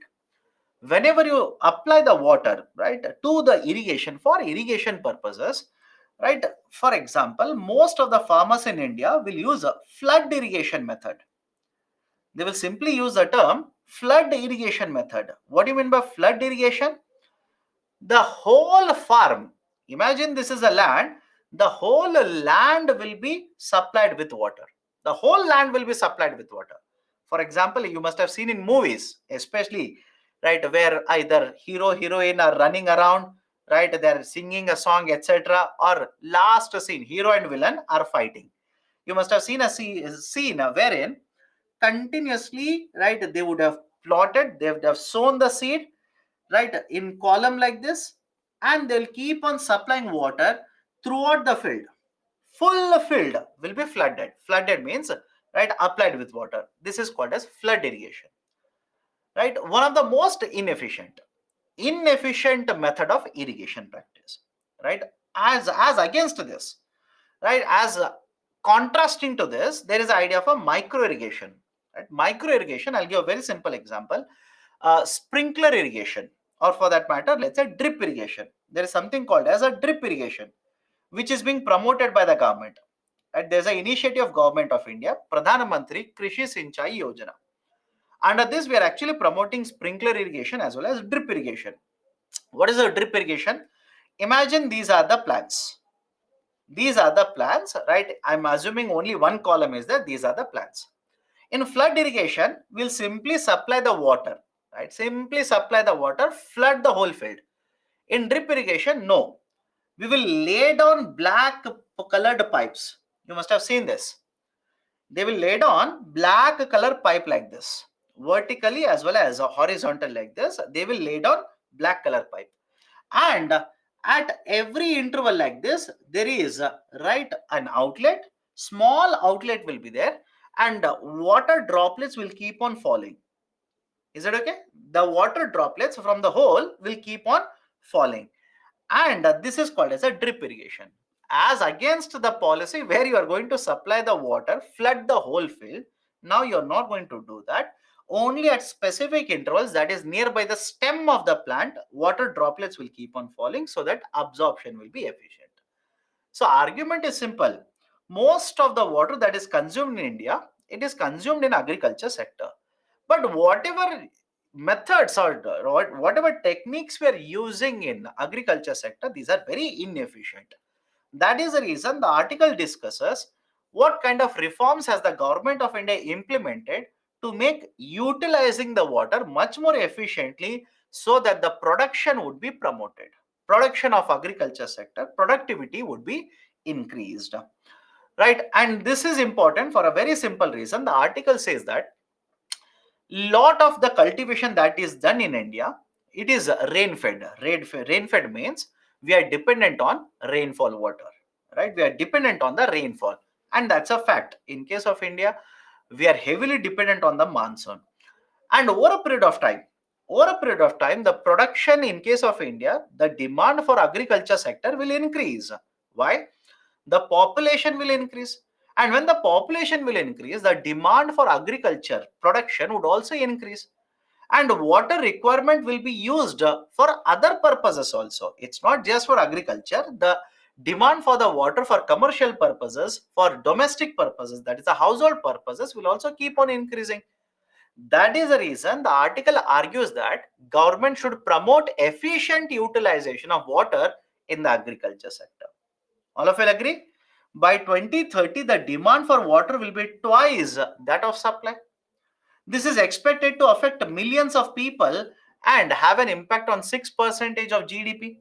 With rising population, agriculture requirement will also increase, which will mean that 50% more food has to be produced, biofuel has to be produced, fodder also has to be produced.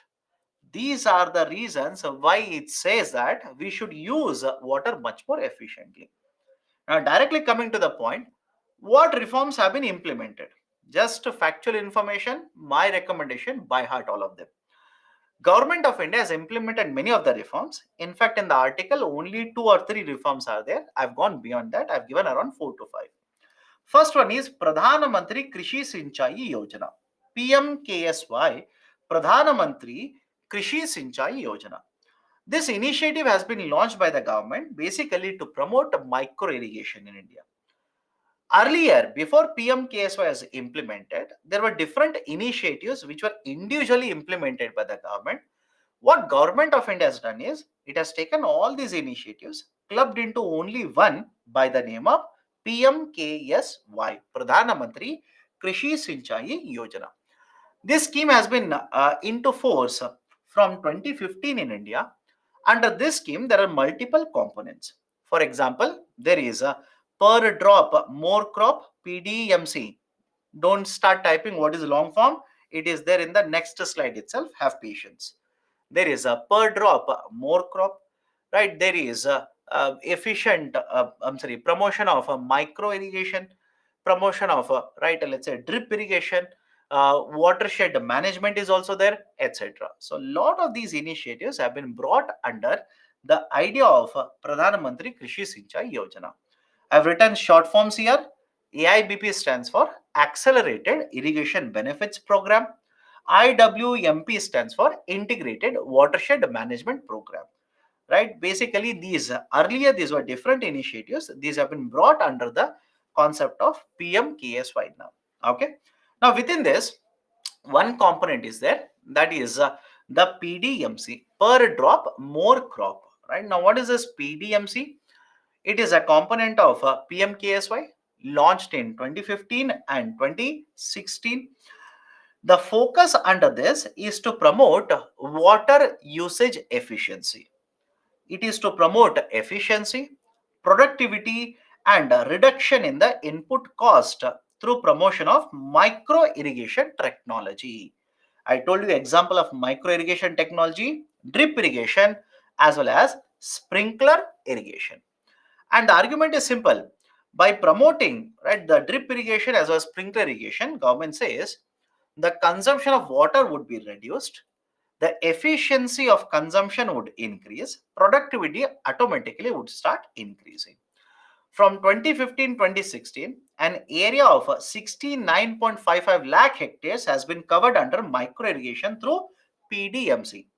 In fact, in the month of June, have you heard of Mr. Ramesh Chand?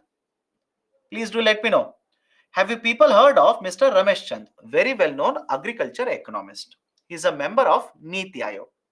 Very well known, right? He is a member of Niti Aayog. In the month of August, that is 1st August, sorry, not August, August will come now, June. 1st of June. On the 1st of June, Mr. Ramesh Chand gave an interview to Live Mint. There's a newspaper by the name of Mint. And in this newspaper, he states that every year from 1 year to the next year, after the implementation of per drop more crop, 1%, right, 1% more land from 1 year to next year, 1% more land is being brought under micro irrigation in India. That is because of Pradhan Mantri Krishi Sinchai Yojana, 1% annually is being brought under, right, the micro irrigation. And in fact, in the interview says 55% of the irrigation, 55% of the land under cultivation in India is irrigated now. It is under the irrigation thanks to this kind of initiative. Okay, starting 2022-23, PDMC is being implemented under one more component, right? That is a Rashtriya Krishi Vikas Yojana, RKVY. Government is providing subsidy. Basically, government for the installation of these techniques or technologies such as sprinkler or drip irrigation is providing subsidies, right? So these are right, some certain important points regarding, right, per drop more crop. Next, Sahi Fasal campaign. Sahi Fasal campaign. Now, under the Sahi Fasal campaign, it is a component of National Water Mission. It is initiated by Ministry of Jal Shakti 2019. It is to raise awareness about water efficient farming. Now, many of you ask me, sir, what do you mean by water efficient farming? Please understand this. One of the reasons experts say that there is abuse of water as a resource in the agriculture sector is in certain regions where water supply is very less, the farmers choose to cultivate a water intensive crop. I'll repeat the statement. Let me know. I'll repeat it again. In some of the regions where water availability is lesser, maybe the groundwater level has started depleting, going down, farmers cultivate a crop which is water intensive. Water intensive means the crop which requires a lot of water for cultivation purposes. Best example for this is paddy. Another best example for this is sugarcane.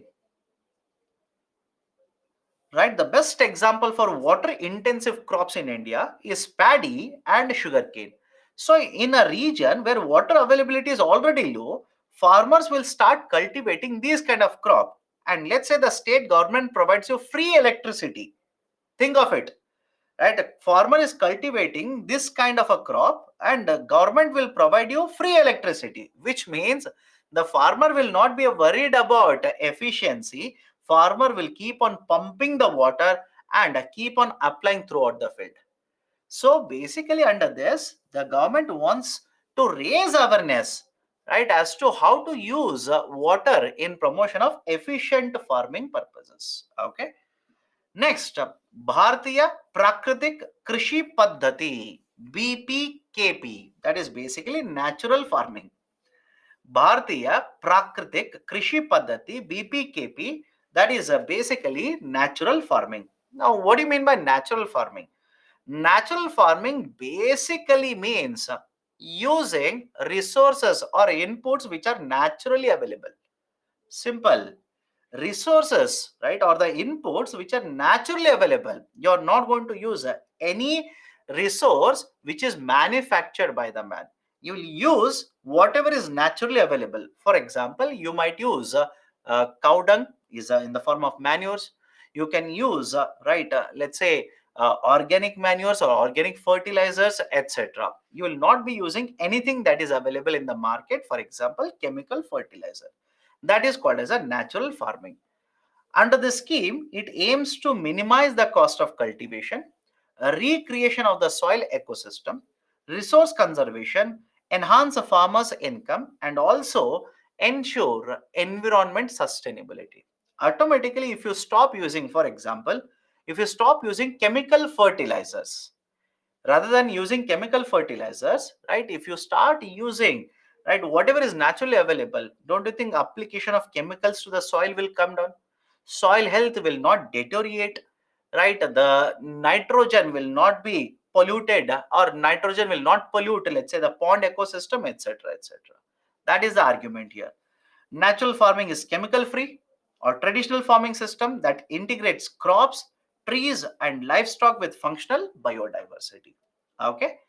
It requires 50 to 60% less water consumption, electricity, which means, right, let's say the electricity bills, if the state is charging you, the electricity bills would be lower. On the other side, government promotes consumption of organic products in the market, right? They command a very good prices in the market. So on one side, input cost would be lower. On the other side, if the demand is there, automatically income of the farmers would be increased. Okay. Next, micro irrigation fund, MIF, micro irrigation fund. Micro irrigation fund has been started by NABARD. Okay, it has been started by NABARD with the initial allocation of 5,000 crore rupees. Under this, object is very simple. We want to cover 10 lakh hectares under micro irrigation. Look at the name itself, it is self-explanatory.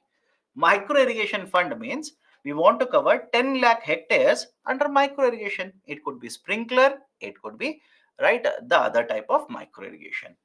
The states can access the funds, right, for incentivizing. That is, the states can use the funds. Of course, they will have to pay certain charges, and they can use it to promote or to give it as an incentive to promote micro irrigation adoption by the farmers. They can also promote integrated projects. They can promote public private partnership projects as well. The funds can be accessed by the state level agencies such as the farmer producer organization or even the state government agencies, cooperatives, etc. etc. The government will also provide a 3% interest subvention, because if you take from the fund, it's a fund, if you take from the fund, you will have to pay a certain amount of money. But the government says, I will provide certain interest subvention, means the rate of interest, part of the rate of interest, I will pay on your behalf. That is basically the argument of micro irrigation fund. Done? So these are the reforms. Again, all these are just factual information. If at all a question is asked, either you know it or you don't know it. Don't keep on writing a story in your PSC. Right? These schemes are just factual in information. Discuss the reforms undertaken by the government to improve the water usage efficiency in the agriculture sector. Okay, so 15 marker, 250 words. Right, so these are the 6 articles that we have discussed today. Now, if you have any questions, please do let me know. Otherwise, right, we will wind up the discussion. Any questions? Most of you are busy writing good night. Any questions? Economy this week, instead of economy this week, we are doing right a short videos on YouTube. We are also covering some of these economic articles in daily news analysis. Please watch them. Okay. No questions? Sir, what all we need to know about budget and economic survey? When budget and economic survey will come, I'll have a discussion. Please don't worry. Okay. Entirely economic and agriculture based. That's the objective. I'm going to cover economics topics.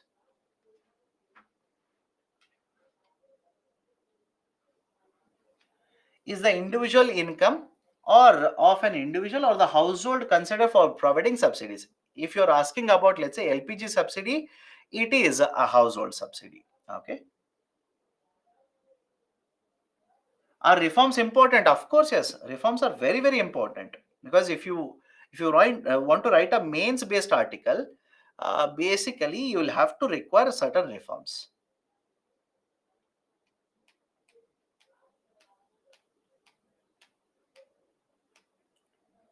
JAM means there are 3 components: Janadhan, Aadhaar, and mobile. Right? That is, government will identify a beneficiary. That is, the beneficiary has to identify himself or herself using Aadhaar. Right? I told you, for example, if you're a beneficiary under National Food Security Act, you can provide your thumbprint. The system will say you're a beneficiary or not a beneficiary.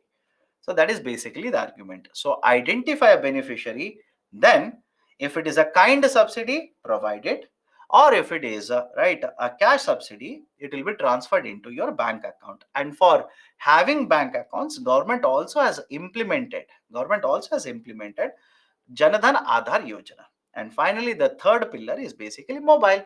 So access to the funds, access to the subsidies can be utilized by using mobile, right, banking. Okay, done. So let me stop the discussion here. Next month again, we'll take up certain important articles which have appeared in newspaper, right? Let's say in July, right? Or let's say in beginning of the August, we'll pick up, let's say, 6 articles or 7 articles which are very, very relevant for the mains from Indian economy. We'll have a discussion regarding that. Okay, so take care. Good night. See you again next time.